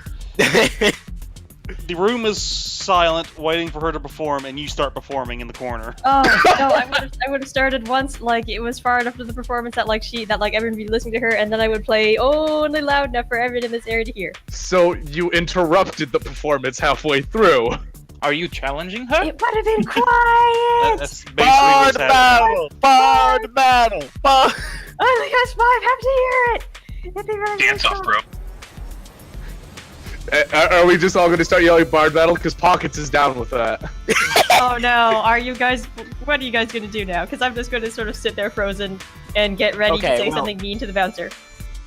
Well, in character, Gus is emitting a lot of smoke and is trying his best to look calm. And Pockets has, like, slammed himself against the wall on the other side of the table so the bouncer doesn't throw him out again. Either way, if you do this during the performance, she continues on as if nothing's happening, trying to keep on with her performance. Oh But- my god! Okay, I'm doing it just loud enough so that everyone here can hear it. But Gus either way, sighs, emitting more smoke from his mouth. I'm a little bit alarmed. Actually, I'm kind of alarmed to see this happening to Gus, but I assume it must be normal, or he'd probably be not looking nearly so calm. It's like, dude, you need to stop. he's I gonna can't. ask you to stop playing while she's playing. Please stop singing while I'm singing. Oh, I'd be strumming on my instrument, and I'll just shush the bouncer who's telling me this. But it's a really intimidating shush. Oh no! The odds were not in my favor. Brooms!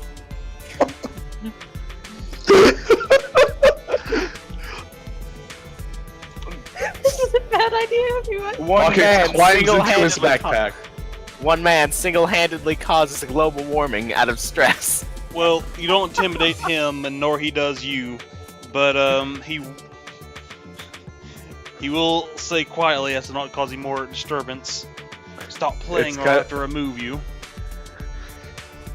It's kind of like the same energy of two out-of-shape frat boys taking off their shirts to fight. Yeah, that's Basically. true. That's so true, but not very scary. You know Oh, what man, a Nord I looks like don't from know what to do. Skyrim and all that? That's what this guy looks like. He's tall and burly.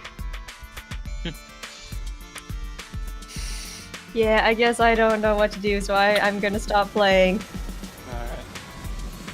But, yeah, she will end up... She'll play a performance. She is... Less smoke. Yeah, she is singing, of course, in her one tongue, but the song seems to evoke emotions in other people just because of how lovely it is.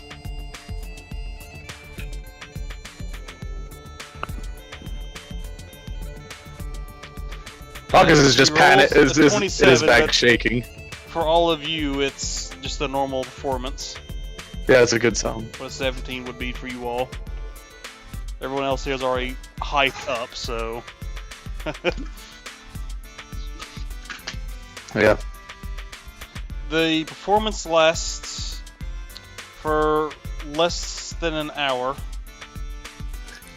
And afterwards, she'll give the same speech she gave everybody else. You heard last time. The crowd stands up cheering. They are very, very... I can't think of the word I'm trying to use, but Ecstatic, probably. yeah, ecstatic. But, sorry. It seems like as everybody starts to sort of clamor on about the performance, she'll end up saying, "Thank you for all your continued patronage to my new tavern. Please donate all that you can to help us keep going, as we only charge what we have to stay open." Under my breath, I just say, bullshit. Pockets laughs because swear words are funny. And any personal donations you have for me would be very much welcome. And be sure to send letters and speak highly of this place if you enjoyed my performance to everyone you know of. Thank you and have a wonderful day. I'll be performing again later today. And, Benjamin would clap very, very loudly and obnoxiously. I'll just clap like a normal person. But you do see a group. Ow! You do see a group of people wander up to the stage and throw a little bit of money and just in tips. But 5 people in particular give her about 20 gold each. I Which point seems out to those be- 5 people, and I say, they've been charmed. Which seems to Pocket be, Pocket looks at it as like they're loaded. by the way, it is 6 people this time.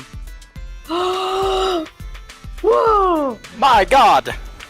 But they each give her all the money that was in their coin bag, which is about 20 gold each. She smiles and takes it, and bends down and pats him on the head. Now be sure to... By the way, Ben, you clap so hard, you end up spraining your wrist. As you very poorly clap. And just miss your hands and just hit your hands and arms.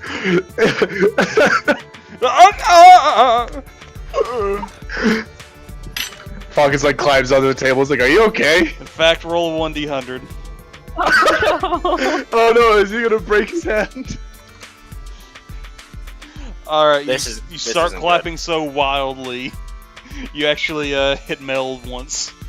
Just an off clap miss. I scowl up at him, and I just continue to sit there. Roll non-lethal damage. Oh God! No, you Are you just, actually gonna roll kinda damage? smack her a bit. Oh god! A little bit. Well, he strolled a 9 strength, so it's not gonna do shit to her, but I mean, Oh, you do kind of, Roll one of your another wild strength. flails does hit her.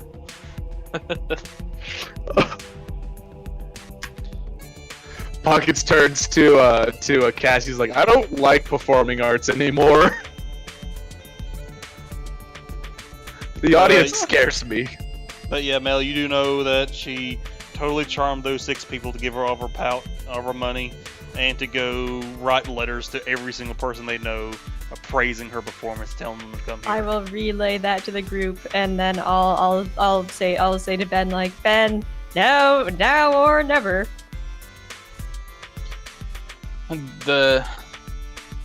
I'd go up to her and say, no doubt you've heard, but we need to have a word with you. Screaming it from the other side of the room. No doubt you've heard!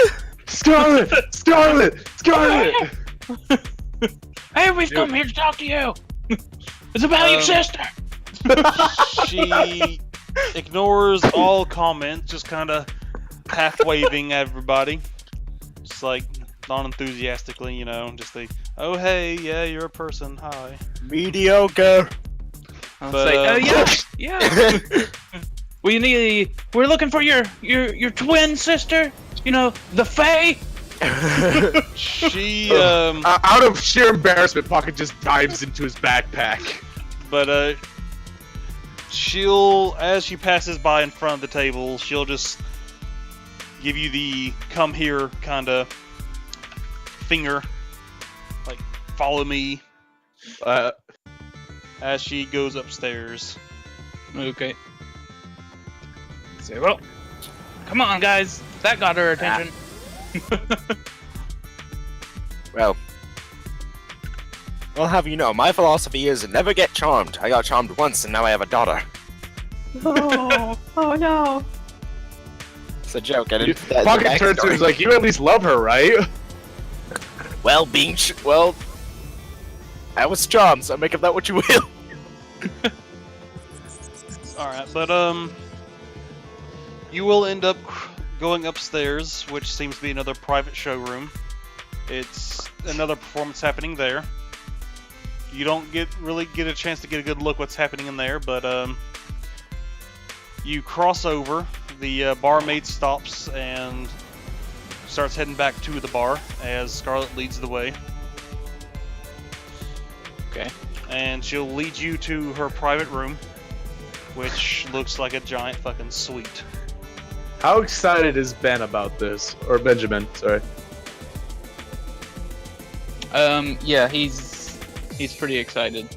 Roll for emotion. Roll from a critical fail. I'm not feeling it today, He's baby. sobbing. He's like, it's like so bad, he's sobbing. Just love you. What's he have to feel bad about? What am I missing? I was just like, how excited is Ben being in the personal suite of his idol, pretty much? And the joke was if he critically failed, he'd be like a teenager at a Justin Bieber concert. Oh God. Yeah, don't roll. Benjamin, it's Just don't. Goliath fangirling. Okay, never mind. Roll. But when you enter the room, there are a few nobles around. Pockets gets really close to Cass and doesn't really leave his side. A few tieflings and one wearing an emblem you're familiar with there, Benjamin.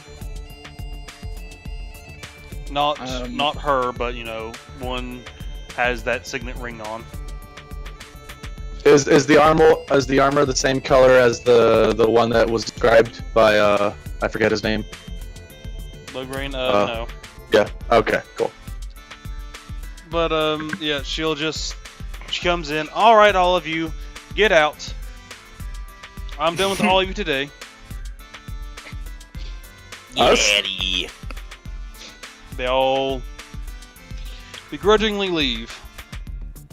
They seem to be fans of hers. Pockets almost turns around and leaves and realizes that she wasn't talking to him, so it turns around again. It's like, oh, okay, well that's oh. Let me see. What kind of role would it be?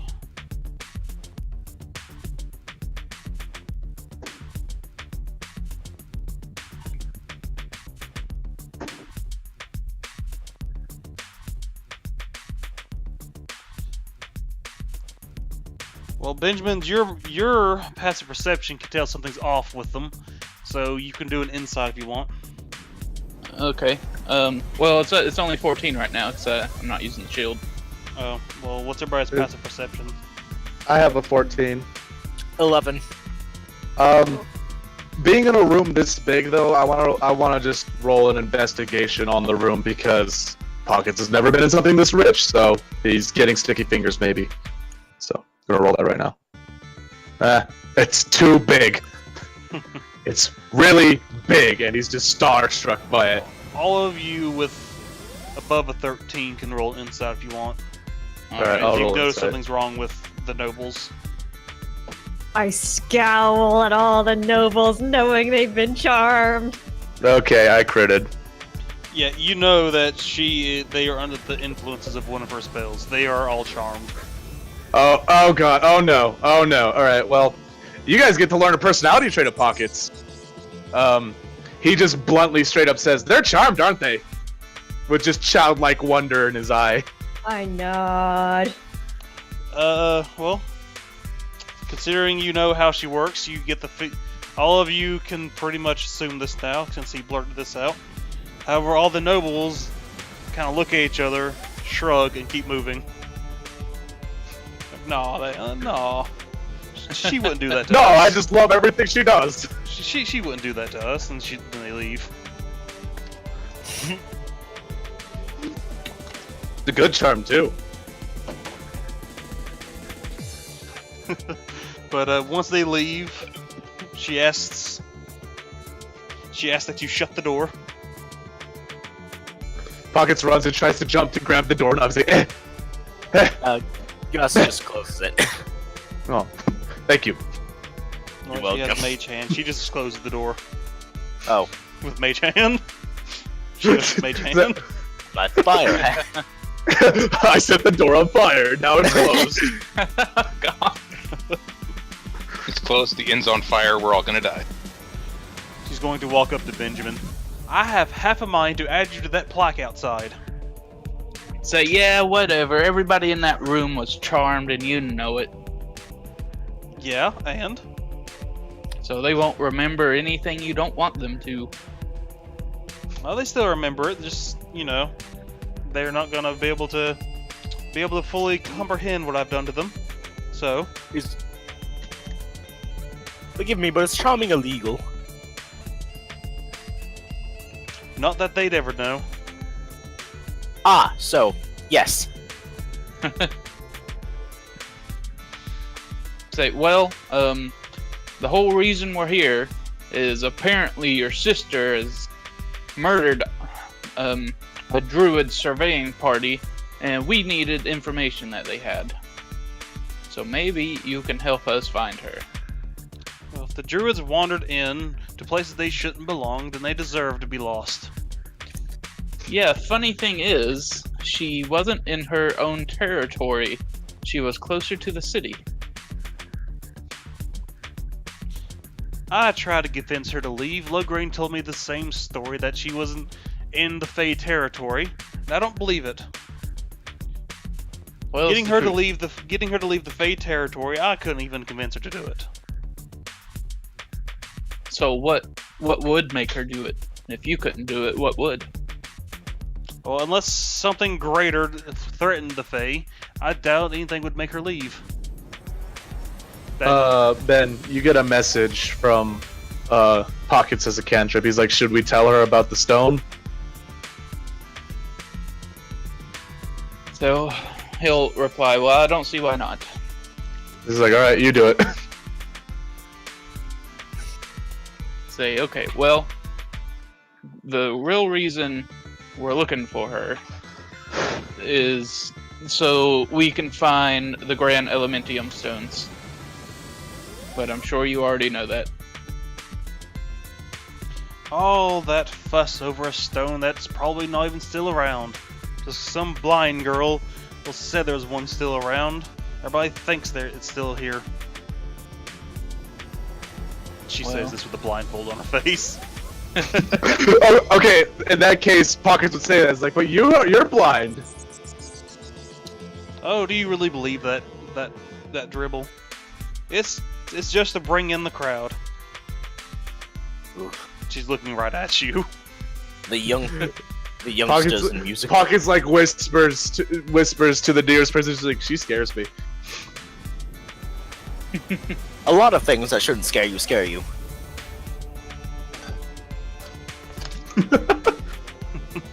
But she, Out of character. Well, don't you know him?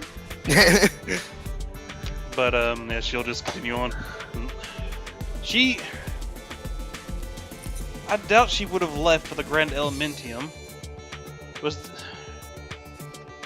Unless there were a bunch of adventurers threatening the forest with it, I don't see why she would leave.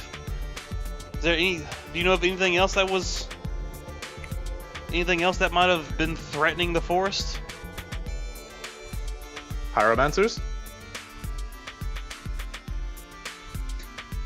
Say, Cinder's ashes were out and about, but I don't think they had anything to do with this. Oh, Cinder would never hurt a Mira. Kind of raises an eyebrow at that. Be like, so... You ignore that.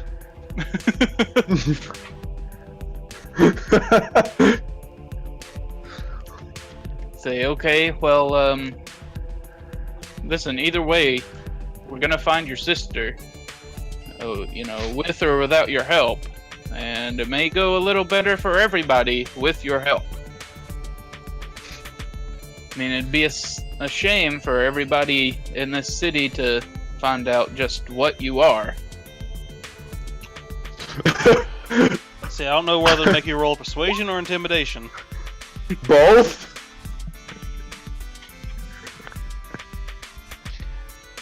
Cass grabs his book and casts guidance secret on him.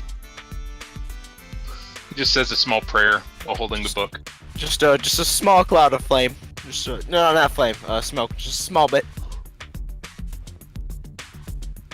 I'm gonna reach into a bag on my belt and pull out something and hold it in my hand. Like, closed fist so nobody can see what it is. She is paying attention.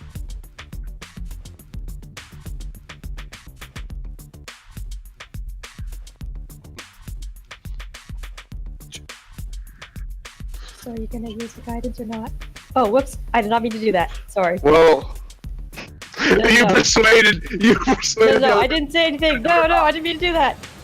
But I was gonna So- ask Ben if he would use that guidance die or not, because you have to declare whether or not you use it before you know whether or not your roll had succeeded, don't you?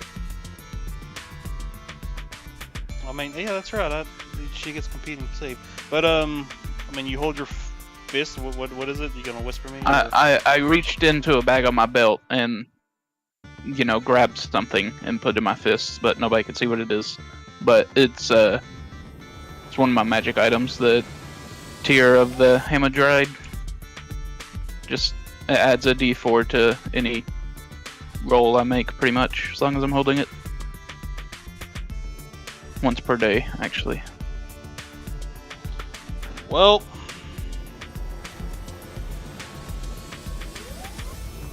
She's Man, more she- sensual than scary, isn't she? Now, would that count with the guidance, so we'd get 2d4s on top of whatever we roll? I mean, technically, but you end up beating her by a good amount. So she does seem a bit frightened about what you said, and she starts to rethink a few things.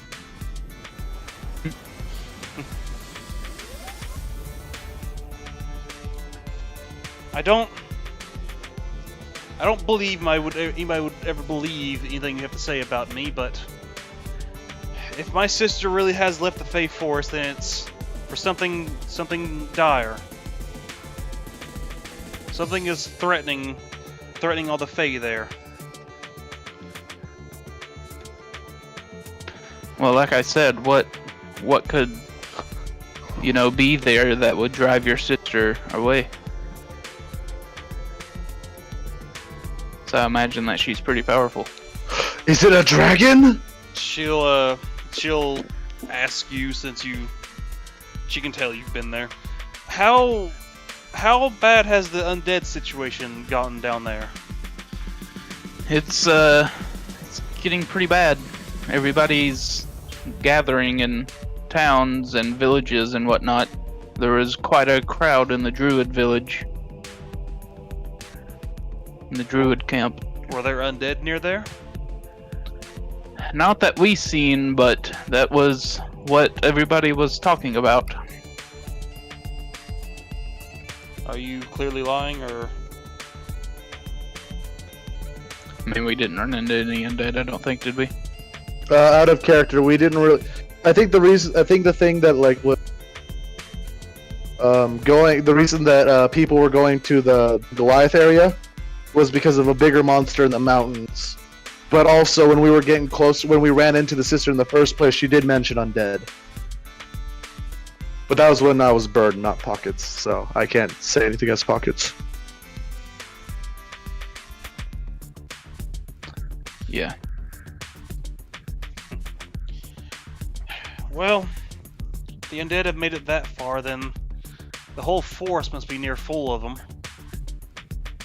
And the Fae aren't very good at things they can't charm. And undead are one of those things. Will you come with us to help? I will... Fine, I will help you find my sister, but only if you promise us to not to do anything to her. As long as she doesn't try to hurt us, then her safety will be guaranteed. Alright.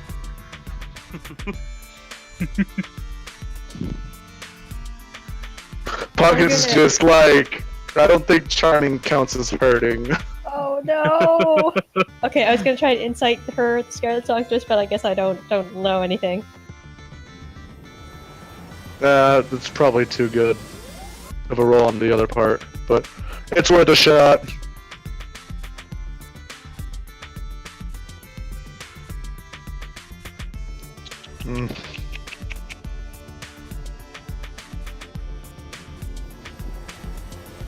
Yes. Pockets is just giving her an uneasy look. He's like, I'm not sure. So we're going after kill undead, aren't we? Well, Zombies? is it really Well- killing or is it slaying? Do they have gold on them? I don't know. I've never seen an undead. Well, let's find out. On them, in them, who knows? On them, in them. It's like, oh, they have pockets in their bodies. Let's find. Well, Stab He says with wounds are- childlike wonder, not realizing what an undead is. Stab wounds are just an extra pocket. she'll That's so true. she'll just say, well, I guess. Do not say that in character. Oh, do you say that character? No, I don't. I don't. I said it. He did. He was just being sassy. Okay. She'll just say, well, I guess the best place to start is to go to where we last saw her. You Seen her. did say you saw her, didn't you? No, I didn't. But yes, we did. You mentioned No, I that didn't, but yes, you we saw her. She was killing people. Oh yeah, that's right. Okay, so we shall go there. But first, we must prepare. Yes, I need to prepare as well. So, shall we just meet in the guild? About noon? Alright. Yeah. Guild at noon. Make Uh, it so, number one. I have to make sure the tavern's taken care of while I'm gone, Yeah. because I'm tired of taking care of it. It's too much work. More work than I thought it was. Pockets is climbing up Benjamin. He's like, I'll pay for my side of the equipment if you carry it, big man. Say Man, deal. Bag folding. Say I will do this for you, small creature. Small I will- creature I will do this for you. Thing. thing. He's like, I'm Pockets. You I'm not a climb on pig. me and like He my throws a mini temper tantrum on your shoulder.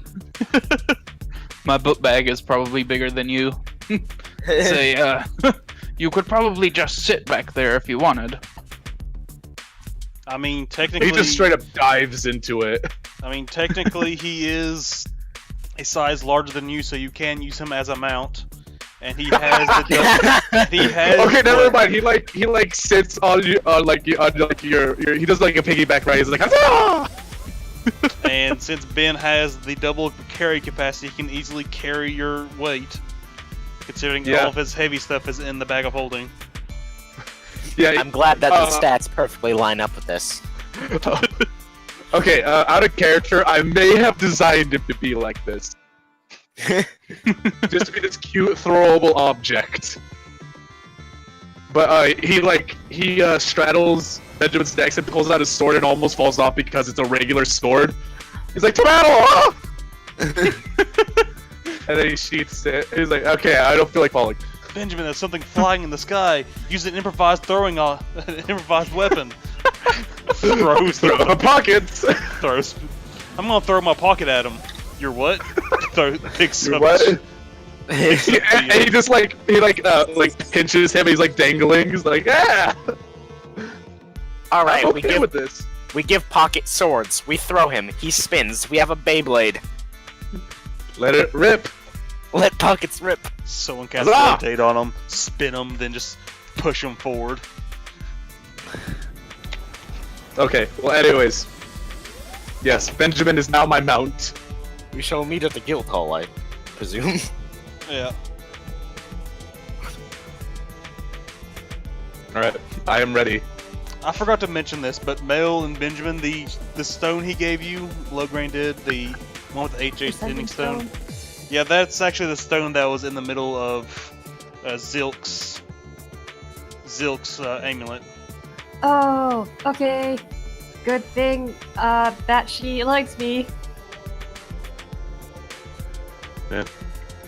Yes, it is a good thing. You can ship me to him. Put me in a box. Just don't shake it before you give it to him. Ooh, I wonder what's inside. Oh, that hurts. Alright. Accidentally drops the package. Oh my god. Or like the harpy's having a bad day. It's like, "Here's your package." Out of the way. I don't think a harpy could carry you. They're a small um, creature too. I will conjure up a minor illusion of that page in the Jungle Survival Guide, and I will point out that it says bug repellent to our new members. Yeah, and I I'll would take them to buy some actually- bug repellent Like, I would probably. if they are willing to come with me to buy bug repellent. I mean, Let's Yeah, let's do what Raiden suggested before he left the group and just do a shopping list and say we bought it. Gus and person whose name escapes me, Cass. Gus and Cass. Gus and Cass. Yeah, we can go. Uh-oh, we lost her. Alright. Yeah, we can just go to buy bug repellent. Yeah. Bug repellent and Just hand one of them that book I have. I have a jungle survival guide book. Oh, you have the whole book. I was just conjuring Yeah. a page. so It's actually a handout if you want to look through it, but it's basically saying, you know, force is always changing. Maps usually don't really work here because of that. Even giant landmarks even change after about a month. Thanks to the druids being dicks and wanting this force to grow, they're just constantly pumping it full of fucking energy. so Pockets is rating this. He's like, "We're gonna need a renewable supply of water." Well, Gus takes something out from his side pocket, slushing around. He brings out his alchemy jug. Well, He's like, "What's that?" you all fucking know what that is. It's yeah, it's a magical item that can create liquids. I didn't know we were in the D&D kid show. Sorry for that. What's that you got there, Gus? Well, golly. And you I know, will you all stop need now. to get your own rations then, which, you know, Benjamin has like 50 of in his bag of holding, so...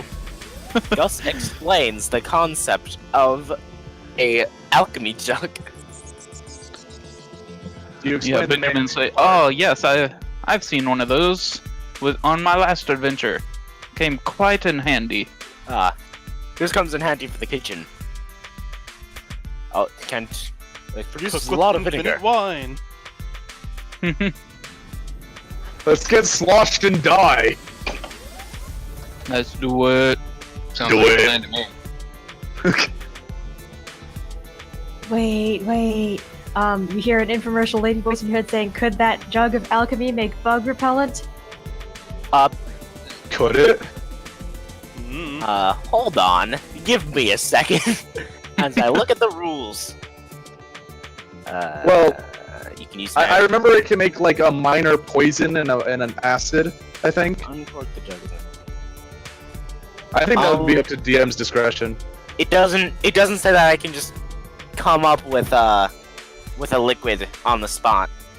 Hmm. It says I can produce just the things listed below, which is acid, basic poison, beer, honey, mayo, oil, vinegar. Does mayonnaise count as bug repellent? I feel like it's the opposite. Yeah. We will soon find a reason to cover my character in mayonnaise. No. God. Oh, we broke him. Cass is like, fuck this, out. Alright, Exactly. so let's go get a little bit of bug spray and a lot of rations because we're clearly low on those. Yeah. Let's do it. So, theoretically, can Gus make his own rations? Do you want to eat mayonnaise for a week? No, I'm saying that because he's a cook. I That mean, is if you his had profession. materials and hunted during the trip, you could just make your own stuff. Oh yeah. Yeah, I gotta stay attached to Benjamin because I'm still mounting him. Okay. Well, I guess I'll buy rations for now, and then we'll make- just we'll You could just definitely we'll cook just those say rations that. to make them Never mind. Okay. I need to see things. Never mind. I will forgot take that rations, but I will take any opportunity I can to make a meal instead. So you probably need lighter rations, but you know, I'll find a way. I'll find a way. a mount on a mount. A mount? Wait, no. If you count picks, it's a mount. It's a mounted mouse that is on a mount that is on a mount. Wow, technology really has advanced since the medieval age. All right. Horse gets knocked down, just all hell breaks loose, fall damage. God, picks, no. Yeah. Pockets is like, your horse is very shiny. Say thank you. Thank you. Nearby Hey, stable she- hand will talk to Pocket. So is your horse. She is good horse. As Gus leaves the tavern, he tells the jester that he sucks again. Oh my god. Boo! Boo. Oh my god. Get some fine clothes, hippie.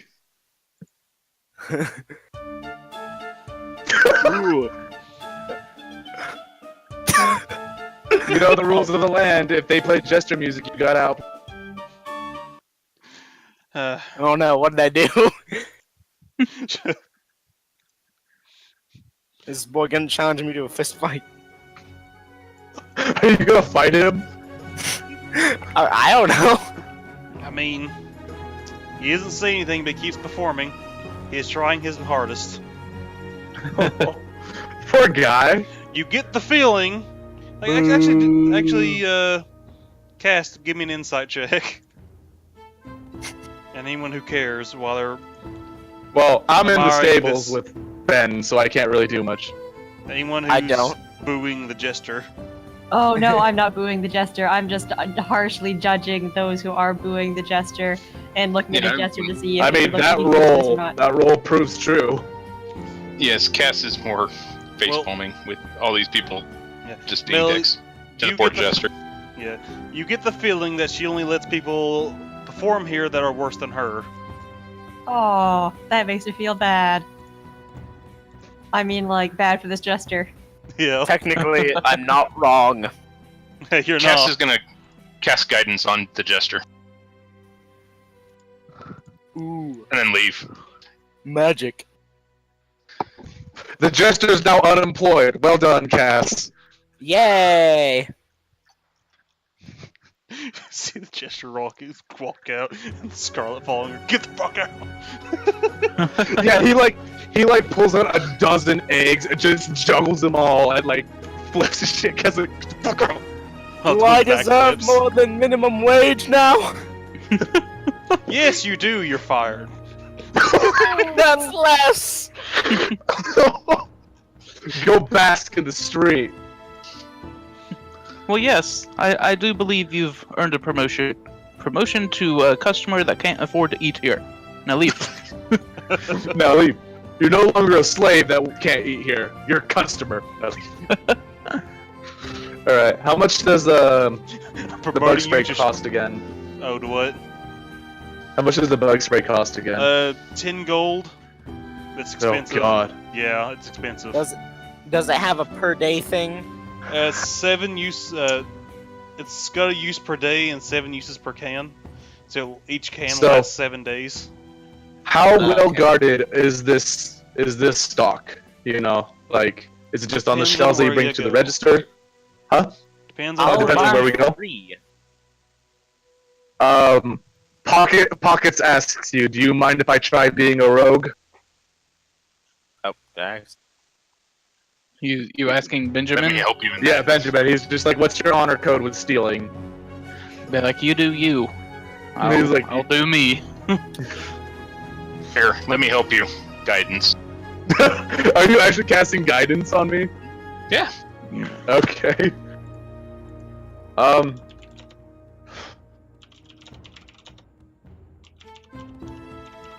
God, songstress is saying something. He's like, let's go find like a rink-a-dink dealer that still has it. Say, I know just the place. Oh no. Away! Let's go. He tries to spur you, but he's wearing slippers with stuffed animal heads sewn on them, so it doesn't hurt or feel like anything. Like what I think it's his left foot is a bunny rabbit and his right foot's a teddy bear, so it's just like soft and cushiony. randomly. There's a squeaky toy. Yeah, and like let's go. Yes. Amazing. So provided that he doesn't run on the balls of his feet, and he usually does, you hear squeaking. So if he doesn't care about sneaking, you just hear him squeak when he walks. They make real toddler shoes like that. No, this is jerry-rigged. He stole an adult pair of slippers and disassembled many children's hopes and dreams in order to make these awesome You shoes. say I stole a bunch of children's toys to make this. Nearly everything he has, except leather underneath his coat, has been stolen. Like the way I justify like me subtracting the gold is that he got caught a lot, so he had to pay fines that were coincidentally equivalent to the amount that he stole. So he's just like, ah, shit, getting rusty. Cass, you made him too good. We're walking down the street. I don't hear any of this. He's like, in my mind, I help. How much do Figured rations he'd get less cost? blues that way. I think it's 5 silver. Oh, 5. Oh, great. Now I gotta do more math. Yeah, it's 100 silver in a gold, right? Meanwhile, at the local orphanage, no. No, it's a 10-to-1 conversion. All right. Okay, so are we at the place? I mean, Oh wait, let me just pop my city secrets again. So he's like, I know shortcuts. yeah. I On was gonna the say, way on the way there, Cass is going to transform himself into that same tiefling that he was looking for before.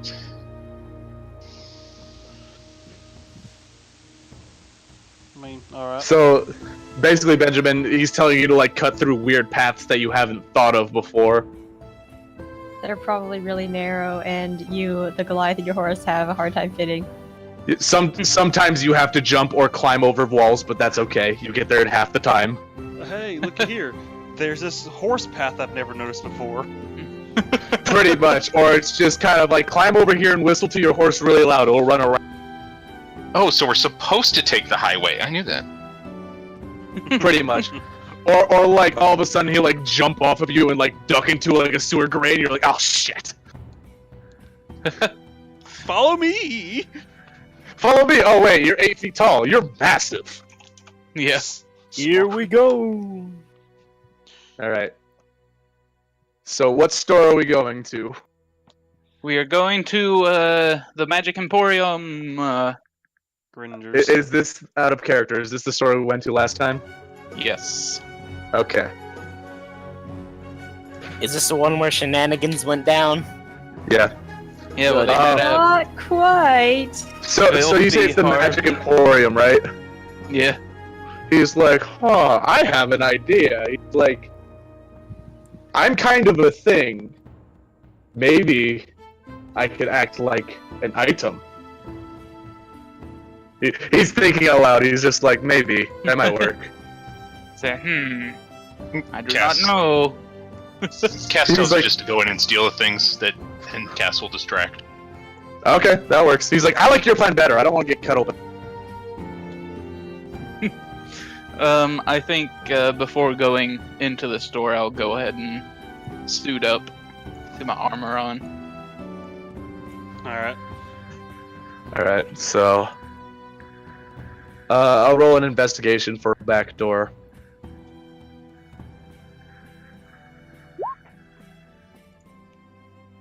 The back door to the shop. Back door to the shop, preferably. Oh. He's just getting a layout right now. He's just like running around and whatever, getting distracted by his rat. There is a back door. Okay. It is locked, Hmm. but let's see.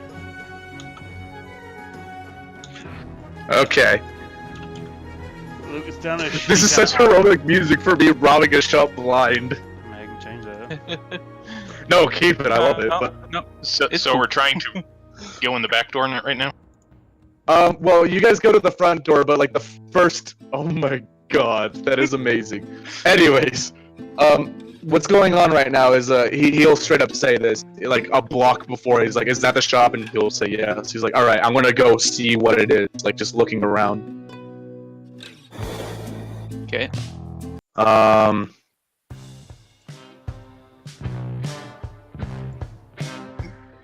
Cass, while still in this tiefling's form, will give you guidance and then go through the front door. So what rolls does it work on for guidance? Like all the rolls in It's this? an extra die 4 for any skill save. Right. For how long does this last? 1 minute. 1 minute. Oh. He's like, this is gonna be a tricky heist.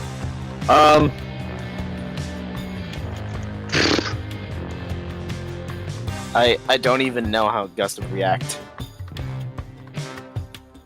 He looks you in the eye and he casts a he casts a message cantrip. He's like, if your conscience is gonna get in the way, now is the time to speak. Oh, I will. Oh, I remember this is a store with that guy who was mean to his indentured servant. So I will I will also cast message on Pockets and be like, hey, there's probably going to be an indentured servant harpy in the back. She's terrified. He's mean to her. She's probably going to tell on your presence if she sees you. Just warning you. Well, this Pockets is a is- nice place. Pockets is going to Pockets is going to go as far away from the door as he can, and he's going to cast Mage Hand to pick the lock. Ah. So, basically what you see are two cartoony gloves, kind of like him, kind of like his, but they're glowing like a very bright. They're like glowing a faint neon green, and then they like snap their fingers and like whip out tools to pick it. And so here comes the sleight of hand. Alright, the lock wasn't that difficult. He's just like, this is made out of copper. Yeah. So Um, the lock is picked. Yeah. He looks at anyone else. He's like, if you want to go buy things, go buy things. I mean, there wasn't a lock on the outside of the door. It was just the door itself had a locking mechanism. Okay, he's just. Oh, so he looked at it like, I know this shit. He's just like, I need a distraction. Someone go buy something. Cass walks in and grabs some stuff from the shelves and just starts throwing it on the ground, breaking it. Sir! Cass! I'm waiting outside while this If is you all go happening. through the front door, like, are you all going through the front?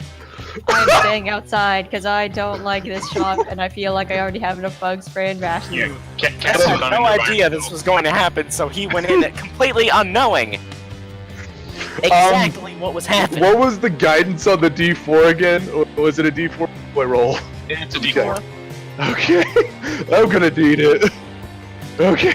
Either way, when you walk into the front door, there is a Arcocra, and there are 3 harpies behind him, all in shackles. And it looks like they're trying to broker a deal with each other. Oh And my god. by the front door, there are 2 other Arcocra just kind of waiting around. So when Cass just starts breaking stuff,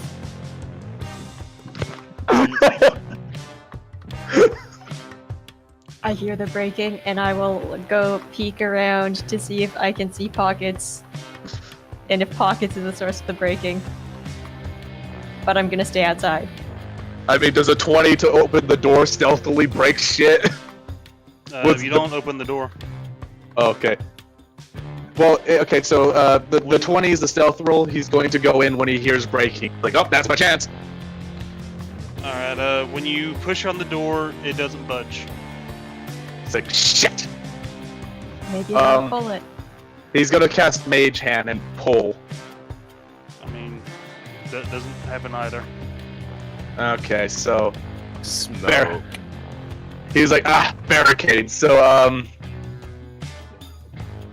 I get. Do I need to re-roll stealth to go in through the front? Probably. I don't think you Or- can sneak in with the arc, because with him breaking stuff, there's Right. a lot of attention. There's a happening commotion. up. And all right, I'm gonna roll investigation for a window then. But Yeah, it's like a cup or a jar or whatever. He drops it on the ground.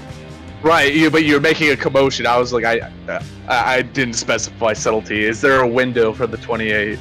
well, you're gonna have to give me a second. But Probably. in the room, the 3 harpies kind of shrivel up a little bit. Like, we didn't break it. The Arcocra and the man turns to you. Can we help you, sir? Oh, I'm sorry. My hands, they're getting old, and I dropped it. My apologies. To me, a deception. I'm gonna find some bench or some like planter to lean against while I watch this horrible train wreck from afar. Yeah, you it's gonna have- badly. I just want to buy my stuff, man. So a 25. Or 22. No, I have it. It's part of my racial. Is I have advantage on deceptions. Oh, alright. You can just. You little put it monster. on it, but yeah. Alright, he'll just say, well, watch it. You break anything expensive, I'm gonna make you pay for it. Yes, I'm sorry, but maybe you could help me out. I'm trying to find some. I just need some new glassware or something to eat with. I've just been breaking things. Do you have something that's not glass that? I need help, so I'm sorry. Can you help me, please? Do you look like an elderly tiefling? Or like Yeah, a tiefling? I thought you turned into like older- a young tiefling. No, and no, you no, just he's an walk in older like, tiefling. Disrespect your Just surroundings. He just you know? winces. Just say, listen, old man, this is a magical emporium. We sell magical things, and You're looking for dinnerware. Please, the bazaar is just right down the street. I'm trying to conduct some real business here. Oh, I'm so confused. I can't.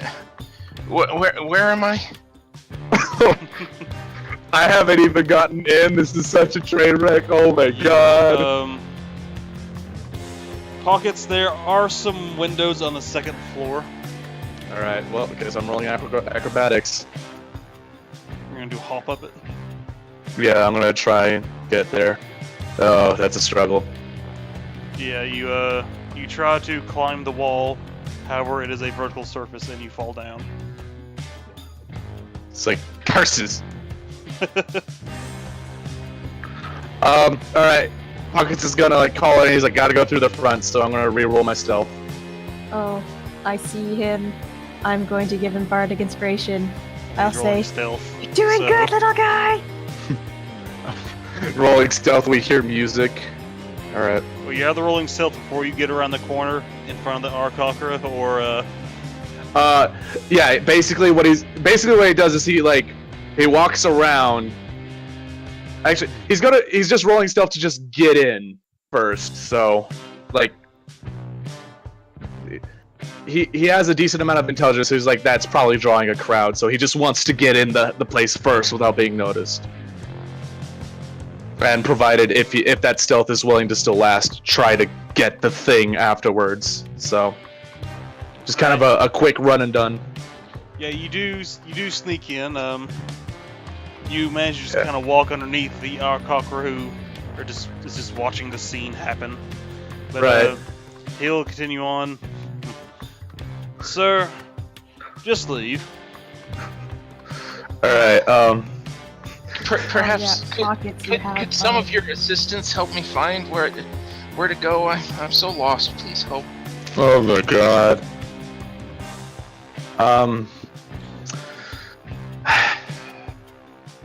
Okay, it's a D8. Well, Gonna roll you on that- stealth to get into the building, so I doubt you saw Right. him go in. That's to find the bug spray. You definitely found that bug spray. But Alright, and here. It's on the third shelf, isn't it?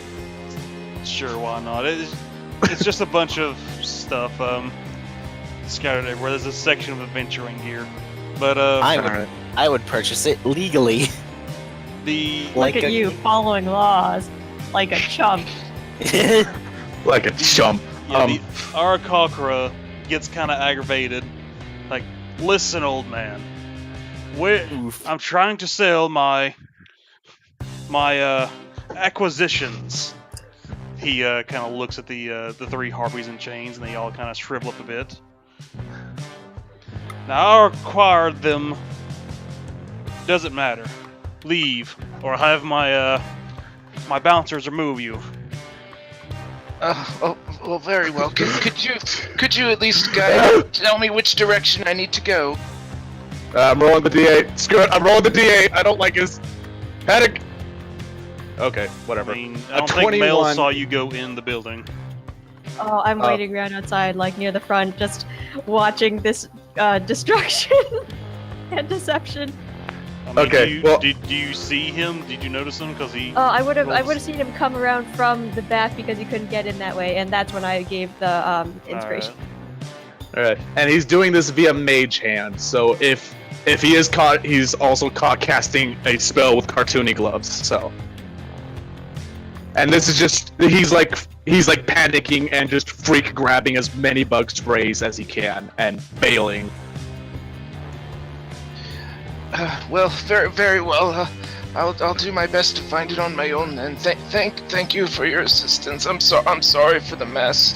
Oh, please forgive me. And he cast goes. Alright, just roll a d4. Me? Yeah, yeah, go ahead, roll a d4. Alright. There you go. That's the fucking thing I got. Look, you only grab one thing with the mage's hand. Yeah, he saw the tensions were grabbing, he's like, just fuck it, grab it. He didn't want to try and climb it. He's just like, I'm going to grab the first thing I see and bail. Alright, So- you managed to take one then. Okay, so I have a bug spray. Does anyone notice me like leave? No, they're still pretty much preoccupied with what's happening here. Okay. So now Pockets hands it to Benjamin and goes back in, not stealthy. He's like, "Hey, do you have any bug spray?"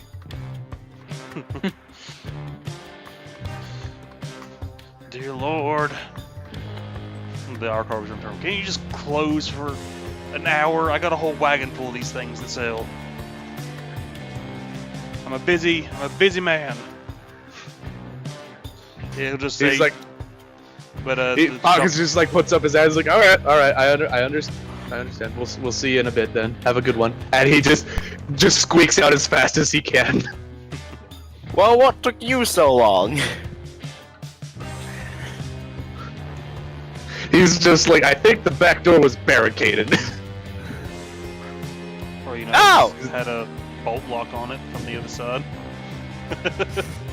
Well, like, that's his assumption. He's like, I think it was barricaded, it's not opening, and I'm not strong. I see. He's like, But- well, I have a week's worth. I nod approvingly. He can. But you do, at this point, when he mentioned he has a wagon full of these things, down the street you do notice there is a wagon with a couple more Arcockra just sitting there.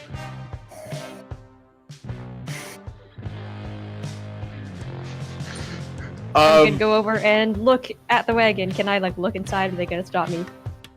I mean, if he says, there's a wagon and all that, do you walk all the way down the street to look at this wagon? Oh, how far? Is it like really far out of our way? It's down the street. Okay, well then Probably I'm, like half a block minimum. yeah, Or block I'm at gonna most, go in maybe. and look at it because I mean like I want to see what's in there. Pockets turned. He's like, well, that was a disaster, but net positive. We're gonna have to go to another store though, and actually buy things. Alright, well, Mel's walking down the street by herself. Pockets is like, where is she going? And he like squeaks after her. That's gonna how I'm just describing me running after. I'm gonna squeak after you. Squeak. All right. And then I point at the wagon and I'm like, "What's in the wagon?" And I as I walk over to look in it, what do I see? Like, is it a covered wagon? Yeah, it's a covered wagon. The Arcockra don't let you near it. All right. I'm assuming well, that's the wagon you're going to, is the one with the Arcockra on it. Yep, that's what I was trying to do. They're gonna stop me. Pockets messages you. He's like, what are you doing? He's gonna say, don't touch the merchandise. And I'm gonna say, suspicious. Or you hear the infomercial lady voice in your head saying, I go, suspicious. I mean, not Indentured really. You walk servitude. up to any wagon full of merchandise, they're not gonna let you go to their merchandise. Yeah, That's yeah. literally how Pockets responds. He's like, people don't like it when people steal each other's merchandise. I'm not stealing. I'm just looking. He's like, oh, you're not? Purchase. Alright, well, So are you just gonna start Pockets looking was like, through you're every not? wagon Alright, let's from go buy here on bug out? spray then. I'm not. I don't feel confident in intimidating our Crocra, who are like twice my size. So I'm not gonna push it. Pockets can't intimidate worth shit because he's mini. Tiny. Pockets is Story like, of let's go real to life the is actual like- dealer's market and I buy mean, I shit. could intimidate. But I'm- why would I? Yeah, Yeah, I'm you're not just a gonna- goody two shoes, aren't you? We've got time. We've got pressing matters of saving the world right now. We don't need to need to save every indentured servant of the city. Okay, well, Pockets You could Pockets become a looks politician and make it illegal. Pockets looks I'd at the be price the tag saying worst. 10 gold. He's like, all right, this is 1 week's, and he counts he counts the people. He's like, if each of us puts in that much, we could like probably go for like a month. If you're walking back and joining the group, the Arakakaro will walk out of the Emporium with 2 harpies, instead of the 3 you all saw them in there with, and head back to the wagon. And they're all just like in a chain gang following behind them. I watch all of this, Not How liking fast? a moment of it. How fast are they moving? Not too fast. Just they're all flying creatures walking, so Like the I hate it. I hate it when my character has to have morals. Okay, But that's what's fun. mage hand sleight of hand. He's gonna try as quickly as he can to pick one of the chain locks Ooh. while walking. Ooh.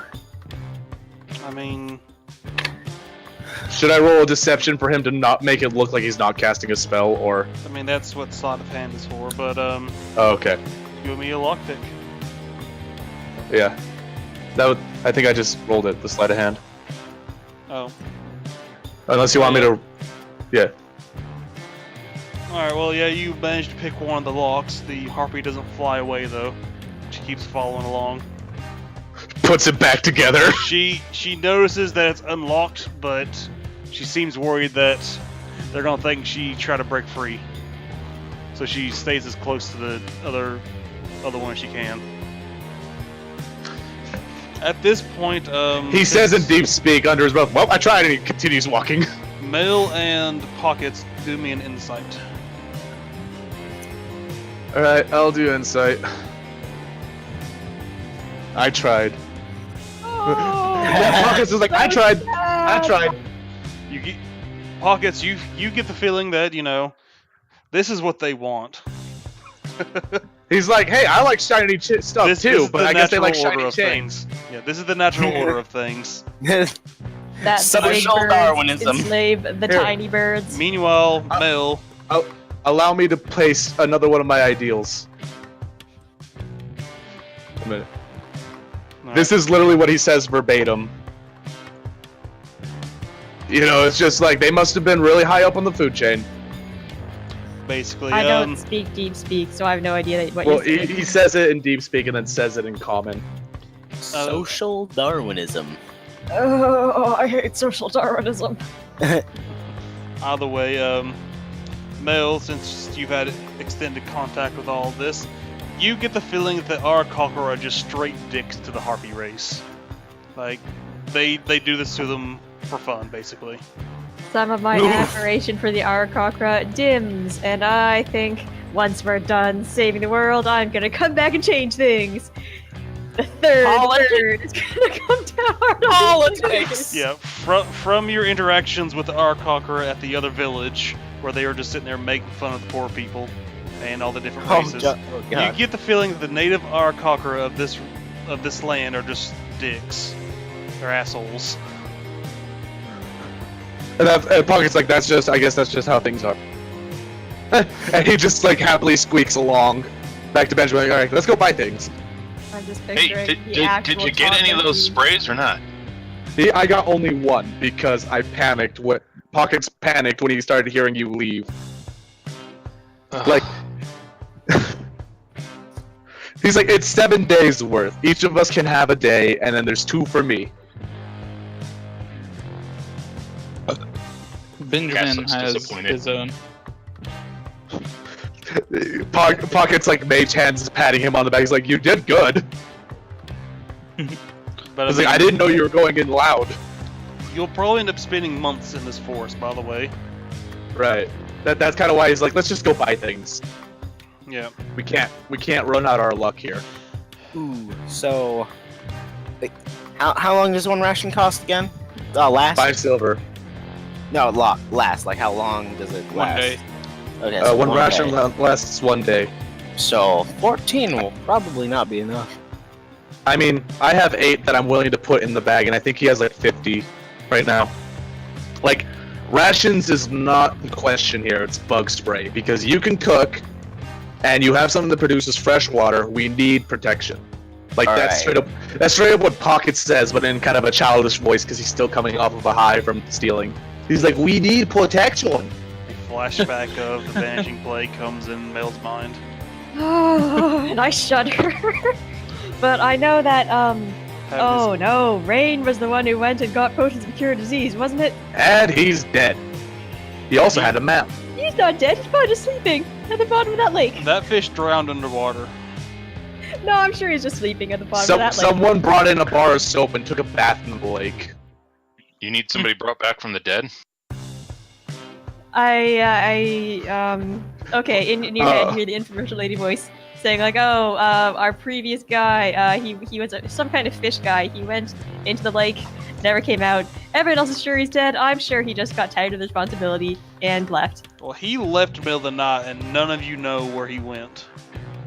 Oh, That's what in-character knowledge is. Right, and of Pocket's character, hearing he that found story, the he's lake. like... Pocket hearing that story, he's like, he's probably dead.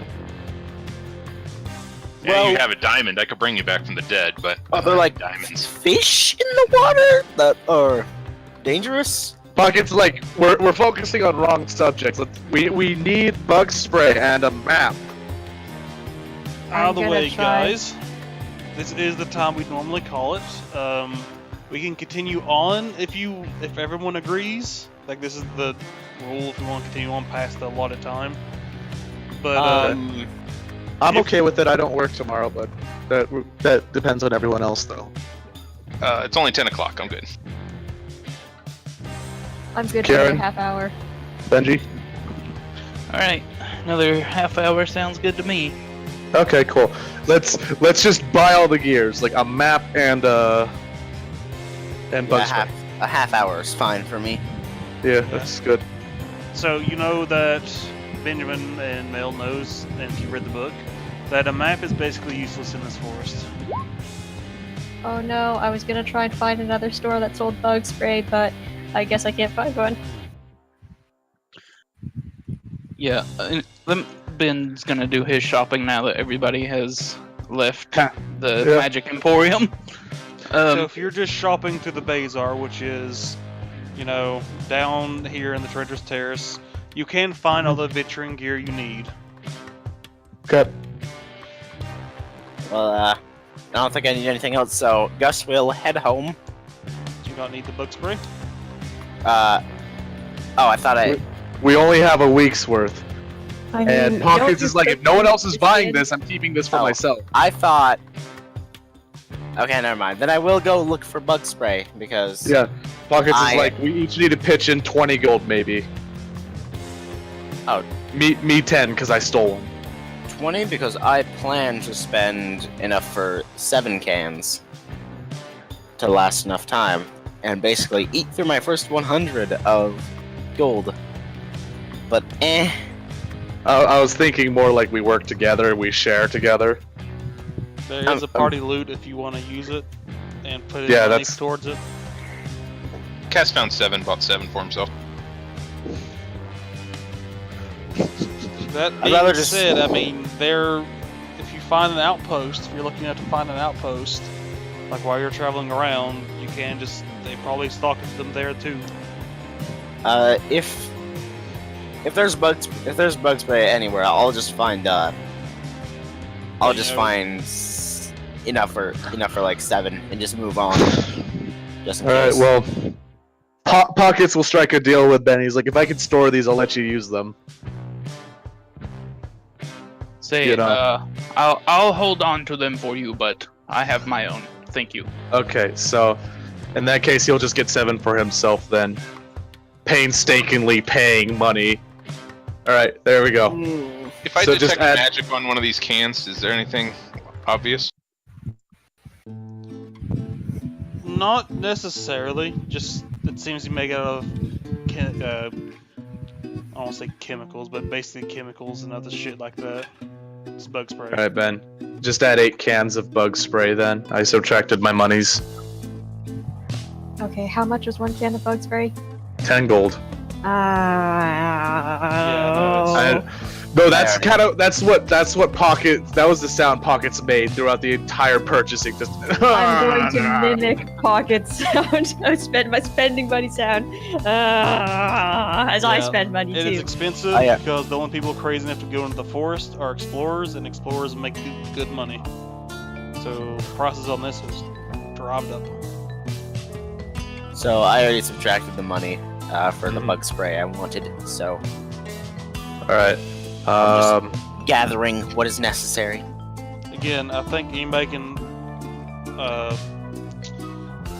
Anybody can edit the party loot. So I mean, if you want to add Alright. your stuff into it, you can. Okay. Party loot. Edit. By the way, you still have that black book that I you know. know. All right. Yeah, I know. Oh! Can Pockets take a look at the black book? He's like, Yeah, sure. Okay. Ben will reach in the bag and pull it out and hand it to you. and like you guys know for shizzle that it's magic. Yes, we know it's magic, but we also know that the magic is too powerful for the identify spell to work on it. I mean, you can identify it, but you know what's happening. The magic is making the words disappear. Identify doesn't dispel the effect on it. Right. Well, it's just that Pocket knows the spell. Oh wait, no, he didn't. Never mind then. He's just like, oh, cool, it's empty. Why? And then he's like, I originally had him like learn the illusionary script. I'm like, I don't need that, so I swapped it out for something else. Do you have a book that has a curse on it that needs to... Yeah, Is that my understanding? Pretty much. pretty much. I could take care of that if you want me to. Yeah, they told you, Ben, that the magic that's on the book is making the words disappear, keeping you from reading it. Yeah. And, you know, it requires a dispel magic type of spell, and that's, you know, like a level 3 spell. Well, not a whole lot of people have access to level 3 spells. True. Would a remove curse work on it? I mean, you We can could try. Do you want me to try? Not right now. Maybe once we get out and camp for the night. I think we should get moving. Yeah. Pockets also threw in his rations because why not? How many? He threw an 8, so you have a total of 93. He's like, I'm ready. 8. Yeah, Cass doesn't carry much. She just keeps all of his I stuff already in put his it in. backpack. Don't worry about it. In the party loot? Bag of holding? Yeah, in the party loot, yes. Alright. But while we've been preparing, Cass has grabbed his 2 crossbows. Mm-hmm. One of them's half covered in blood. Pocket climbs into the bag of holding. Just kidding. What happens if I luck. climbed into the bag of holding? You could survive for 10 minutes. Can I And then get you out, or suffocate. does someone need to pull me out? He's small. He could probably last for a little bit longer. I'm just saying. I have a out of character. I do have a thing that is meant for this kind of stuff, but he hasn't disclosed it to you yet. But he's like, okay. He puts his stuff in. He closes. Like, all right, let's go. I'm ready. Alright, so you all head out then? Yes, sir. He's like, Um, let's get the Fey Lady and go. Benjamin is going to make one last stop at whatever guild he gave that ring to. The skull charm. I forgot that charm even did. It just made people afraid when they looked into its eyes. Oh yeah, it was Yeah. a gem of true seeing, but it also frightened the hell out of the user. Yeah, like you can see whatever you want, but it's like in Cthulhu's eyesight. But you also see into that's right. You also see into Cthulhu realm, and the shit you see frightens you. So you see during. Can you like get what you're used seeing. to it, or are you always frightened when you use it? Well, I mean, if we're always going by more Call of worse. Cthulhu rules. Okay. Most of that shit makes you go insane, or you know. Yeah. But you know that's just kind of the flavor I'm giving to it. You see monstrosities. You leveled Okay. down. Yeah. God. No, thank you. I don't want to lose my expertises. Alright. Well, anyways. Yeah, they'll say I believe it was I forget who you were actually talking to. I think it was a little gnome, wasn't it? Probably. I don't remember. All I know is I took it to the Crafters Guild or the Artisans Guild, something like that. Either way, a gnome or a dwarf. Yeah, Racial profiling. they'll tell you that they can do it, craft it into a ring.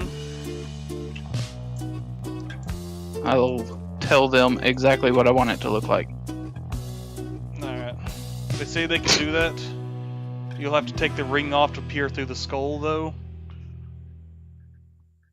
It takes a while to actually craft with magic. So it'll take a few days to get it done. Yeah, I thought I gave it to him like 7-8 days ago before we left. I out of character, I do remember that. Alright. It was during the shopping episode. Yeah. Alright. Well, you never paid them anything, so... I didn't. No, you didn't. You gave them to them to see if it would, they could do it. Right. They said it'll take about a day to figure out if they could work this atom into this kind of shape. Okay. So, Hawkins is like sitting on your head. He's like, "So pay them." So, how much to make that into a ring? Considering we have the materials right here, not too much. Let me see what... 500 gold. Maybe something like that. Let me take a look. Oh God. They'll charge you 200 gold to do it. 200 gold. Let's say... Okay, you have a deal. They'll say for another 100, we can even remove the curse effect for you.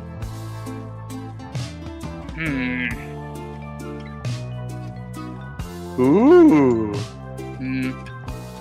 No. No. Hawkins is straight up confused. Like, why not?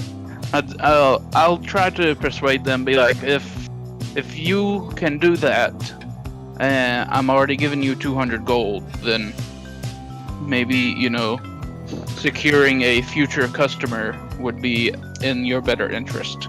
He says, breaking the table. Calmly breaks the table, shattering it. She'll just say, we already have a steady stream of customers between the mages and the explorers. So yeah, well, 200 gold's a lot of money, Pocket is real willing to buy that ring off of you and pay for the curse price. He's like, I will pay him 300 if I can have that ring. Benjamin will not give it up. He's like, You "But hear it's in your cool." mind, don't waste your money on removing curses. I can handle that. Okay, yeah. So 200 gold it is. I would like it done as soon as possible, please. I'm going on an adventure. When I get back, I expect to have it. Alright. I'll mind you that the seeing the horror abominations wasn't the curse, but fine. What do you mean that wasn't the curse? What's the curse? Oh, we don't know. 100 gold. There was some curse on it. 100 gold to find out. Say whatever. Just This place is run by a bard.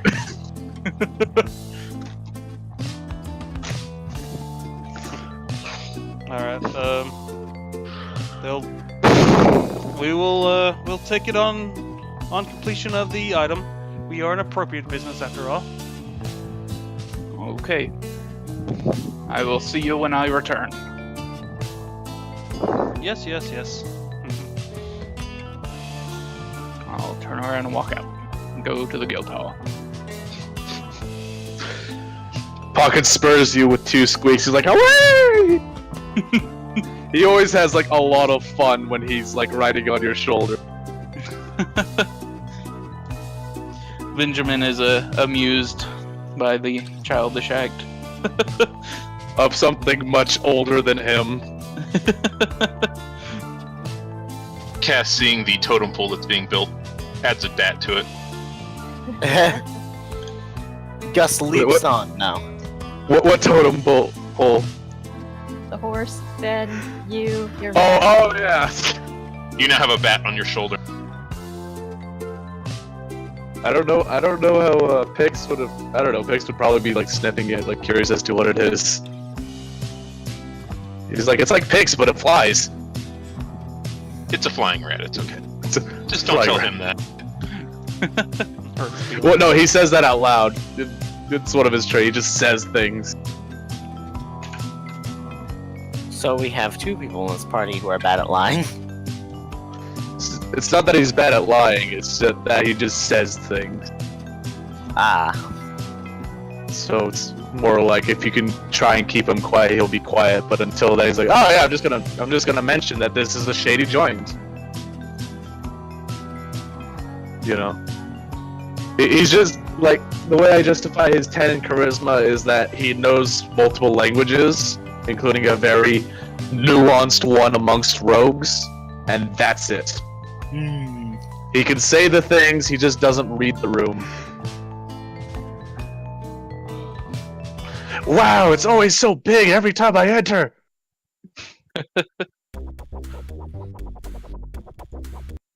Meh. I'm gonna go to the doctor and see if I can buy potions of cure disease. Or wait, would that be the other guy? The That's guy probably who- the alchemist. Yeah, the guy whose daughter gave me that potion that caused me to contract a horrible disease.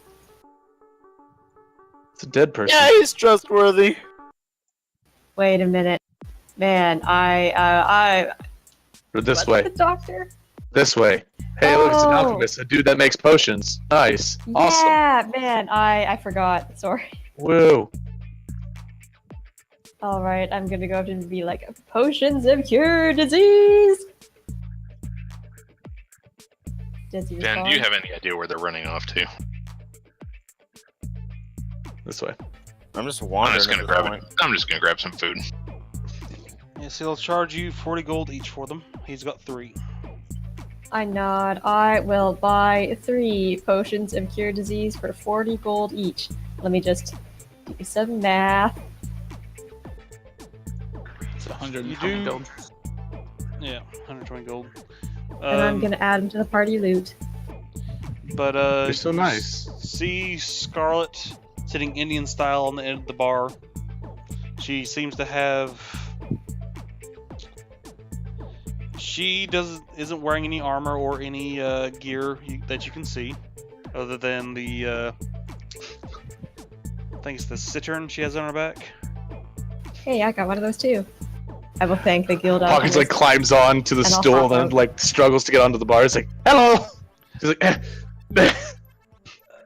When you get close, you can hear Lograine and Scarlet both arguing with each other. Gus goes up, sees this happening, and then immediately walks away. Yep. Basically, he doesn't want her to leave. I'm summing this up. She is, after having so long to get her back, she says along the lines of, if you didn't miss me, if you want me around so much, you wouldn't miss the opening of my tavern. And he holds out the pink book. I'm already paying for that, aren't I? I apologized. I'm keeping track of everything now.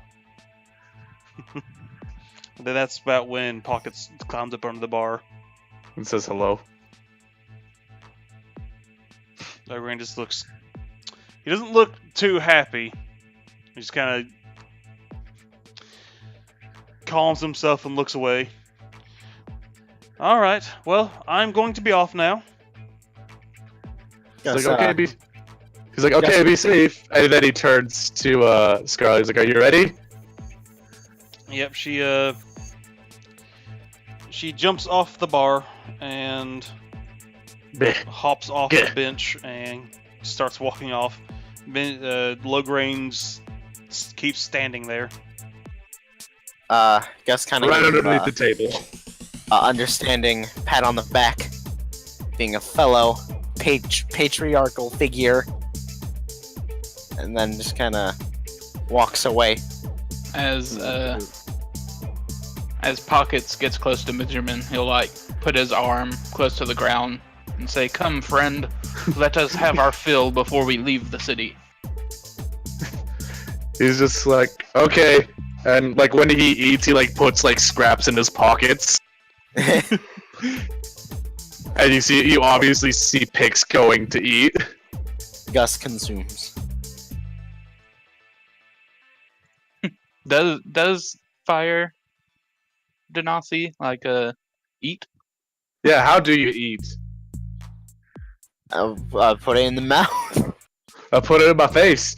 Because what Yeah. Pockets does, like, if he were to eat like a turkey leg, he would like grab it, and then his hand would go in his sleeve, and you wouldn't see where he's eating it. Well, Gus just eats like a normal human would. He's not a human. Well, I'm not normal, and I'm not human. All right. Okay. Scarlet is Guess what not was partaking in the feast, but she does go by the door and waits. She sits down at the bench. I'll yell to the bartender, "Bring us your finest feast! We are about to save this planet." I Always like whisper say- to Benjamin, "We are looking for the Fountain of Youth!" in Benjamin's The Fountain own of voice. Youth! He raises a cup to the Fountain of Youth. Pockets tries to pick up a cup of ale, like, and he says this with a mouthful, "To the fountain of heart!" The bartender does not react at all, and just like hits a bell. He probably underneath hears his this 5 times a day. desk. Yeah, To the Fountain of Youth. he hits a bell underneath the desk, and a barmaid comes out, and she brings you your orders.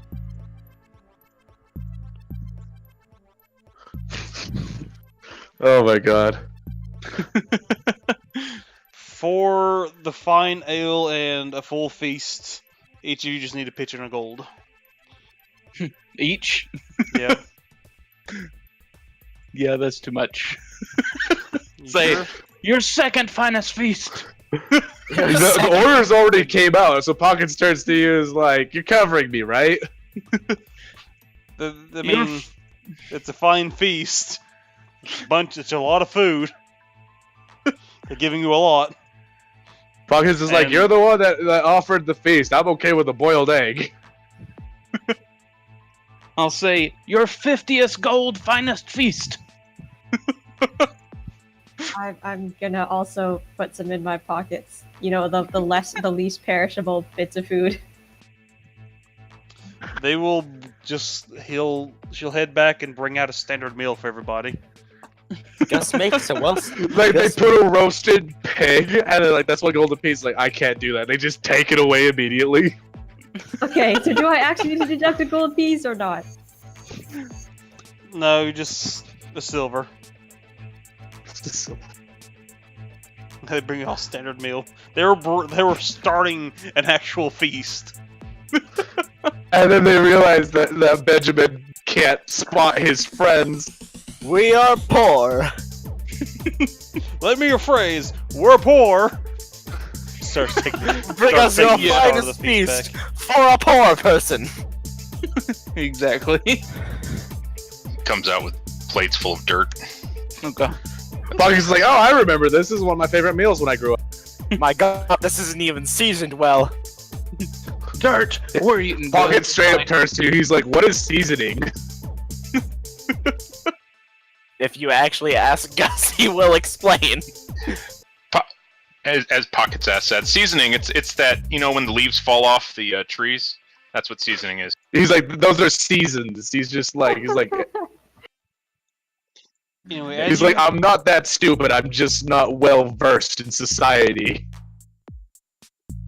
yeah, Well, since it's you all come in about noon, and the tavern part of the guild is rather bustling. You see different races, orcs. You even see a few ratkin, for those of you who remember who those people are.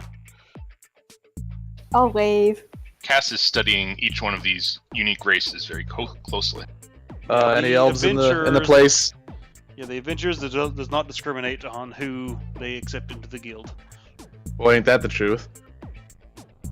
so long as they can prove their weight. That's all that matters. Which is, since the guild was a big part of calming all of this war shit down, that's one of the main reasons for all these uncommon races. And random abominations of science. Yep. Wink, wink. I would imagine if they did judge based on race, I wouldn't be in here. So You definitely wouldn't be in here. I would have to weasel my way in. No way in hell for you.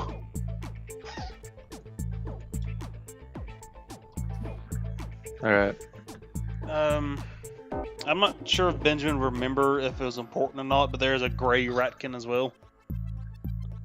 It's basically their version of, the leaders and shit, the intelligent ones. But He remembers. yeah. But other than that, it's just it's kind of bustling a bit since it's noon. Guys come in to get a meal before they head off to fight their foe. Okay.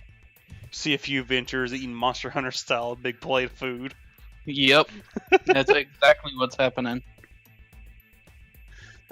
Benjamin will look around and kind of wave at the Scarlet Sauntress to have her come over. She ignores you. She seems to be in the corner pouting. Logran has left the room now. Ah, I see. She seems to be kind of blowing off some steam, but she's playing a little tune in the corner, as what she does all the time. It looks like she's playing it upside down, which is awesome. So yeah, Okay. she plays a rather good melody too.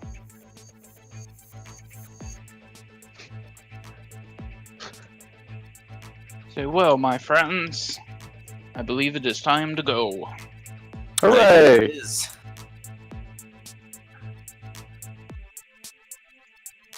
We're off on an adventure to kill all the Fae.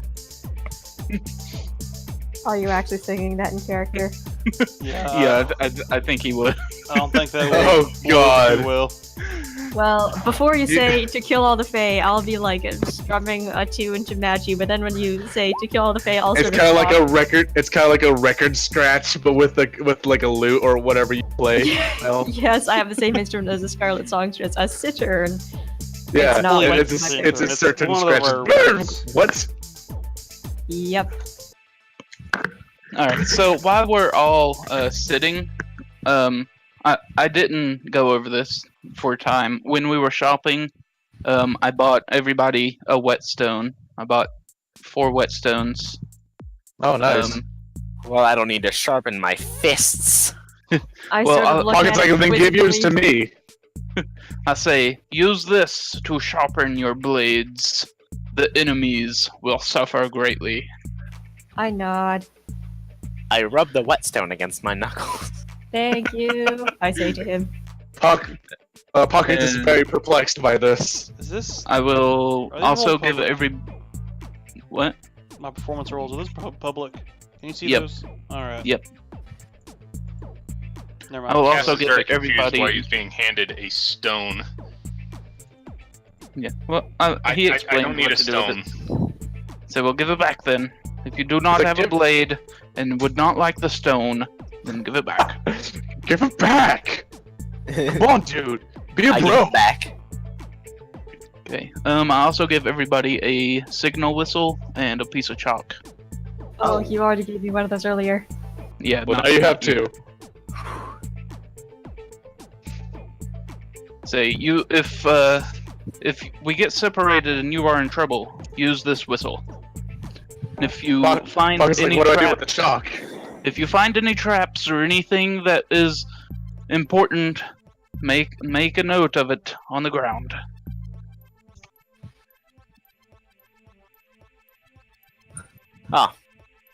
All right. Can I just blow the traps up? That seems more efficient. I just blow the traps up. Wait, Technically, no one's stopping you. True. As long as you don't blow me up. bards actually get the sending spell? I thought it was a wizard only thing. The sending spell? Yeah. It's awesome. And then I to wouldn't know, I pockets, I'll bend over to get as close to his level as I can. You're gonna have to lay down. Say here, You go, I got bro. you something special. And Woo! you, a bar of soap. Okay. Say, rub this had it all with- over he's your like, body. What is this? He's Rub like, this all over your body when you're in water. It will make you better.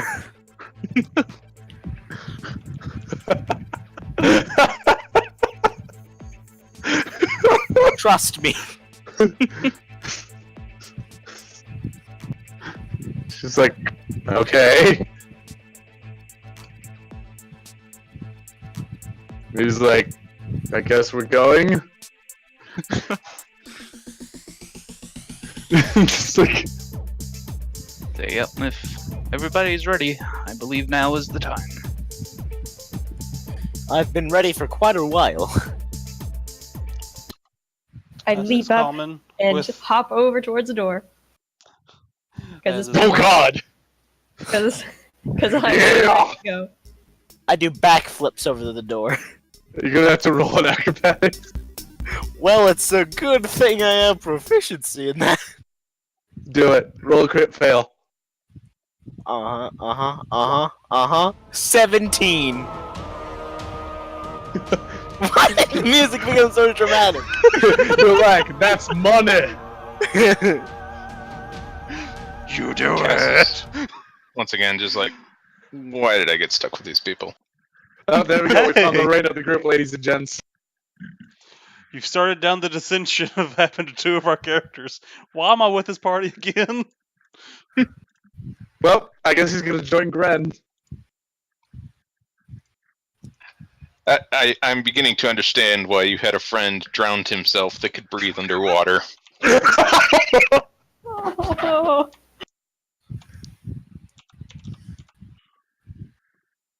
Where's the nearest body of water?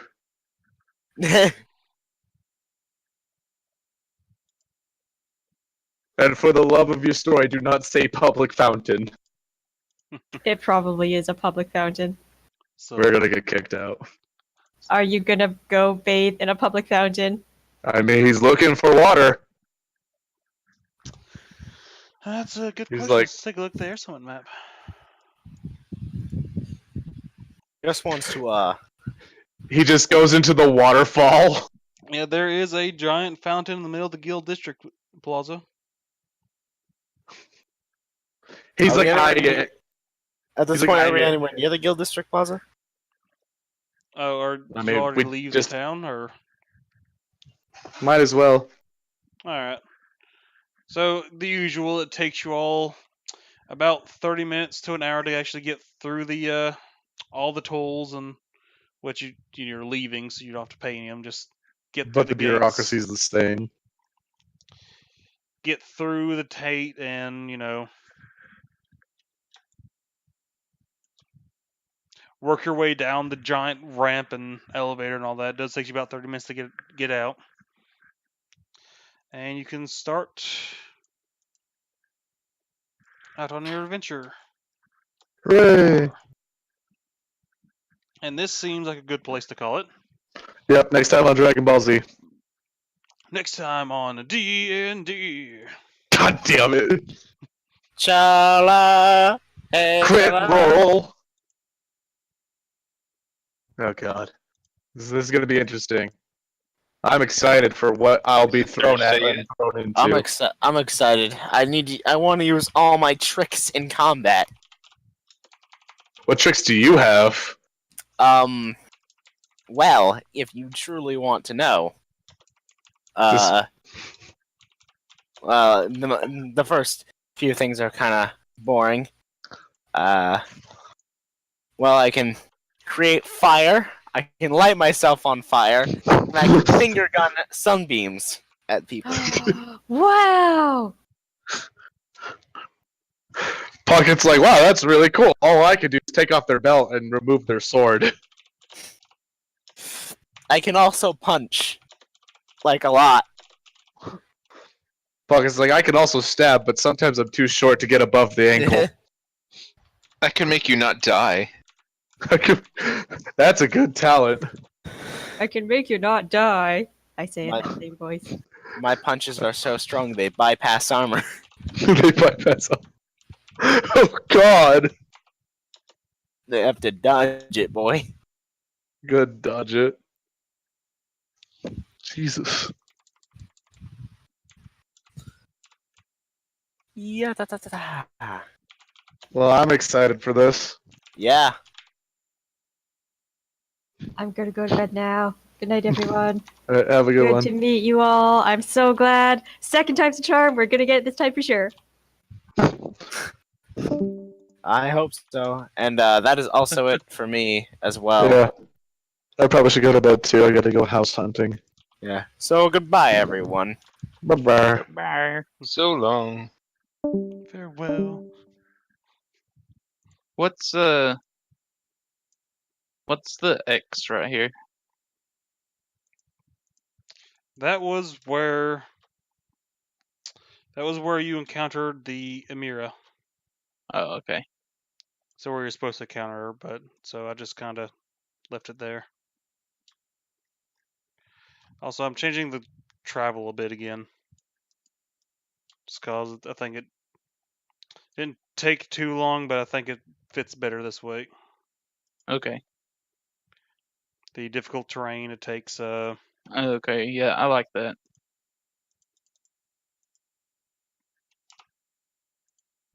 so everything in the forest is considered difficult terrain. Called Yeah. swamp. Outside the forest, not on the road, takes 1 hex per day. We forgot to bring a ranger. That'd be okay. No, we didn't forget to bring the ranger. We left him there because he wasn't useful. No one wanted to be that ranger. I feel like they are a weak class. Even with the revision they did on them, they still pretty weak class. Yep. Well, I don't know about that. The ranger in the way he built himself in the game I run on Mondays, it hits for like 60. What level is he? They're 10 right now. That's pretty low. Compared to everybody else, it's pretty high. Is Because he's still got the multi-shot and everything. Is he still just a straight ranger? Or is he Yep. multi-class and other things? I may have given him a few magical items too, but that's beside the point. Because there's a straight I mean- ranger can only do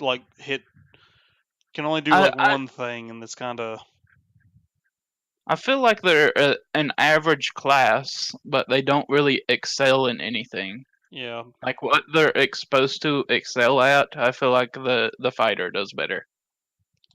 It's not just that they basically commit themselves to one style of play, and once you're a step out of that bounds, everything else outshines it by a lot, which is kind of everything kind of does its job a bit better, except for the one thing it does.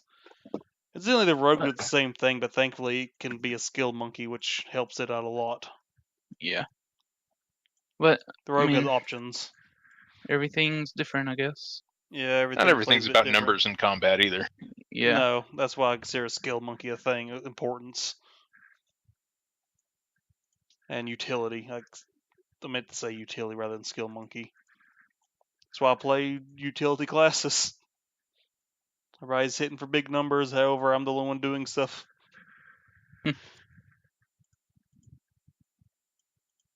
Don't need that boss fight. Your numbers don't matter if I can just tell that boss to go take an 8-hour walk.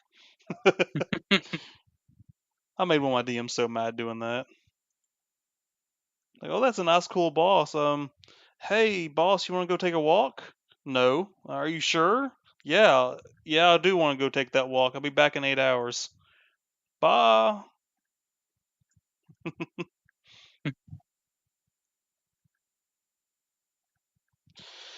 All right. Well, Yep. what we doing? I don't know. Did you ever buy Borderlands? Yeah, No, you want to play Borderlands? sure. Or you want to finish playing Portal? I was digging Portal. Let's do some Borderlands. All right. I'll catch you guys later. I'll see you later, See man. y'all.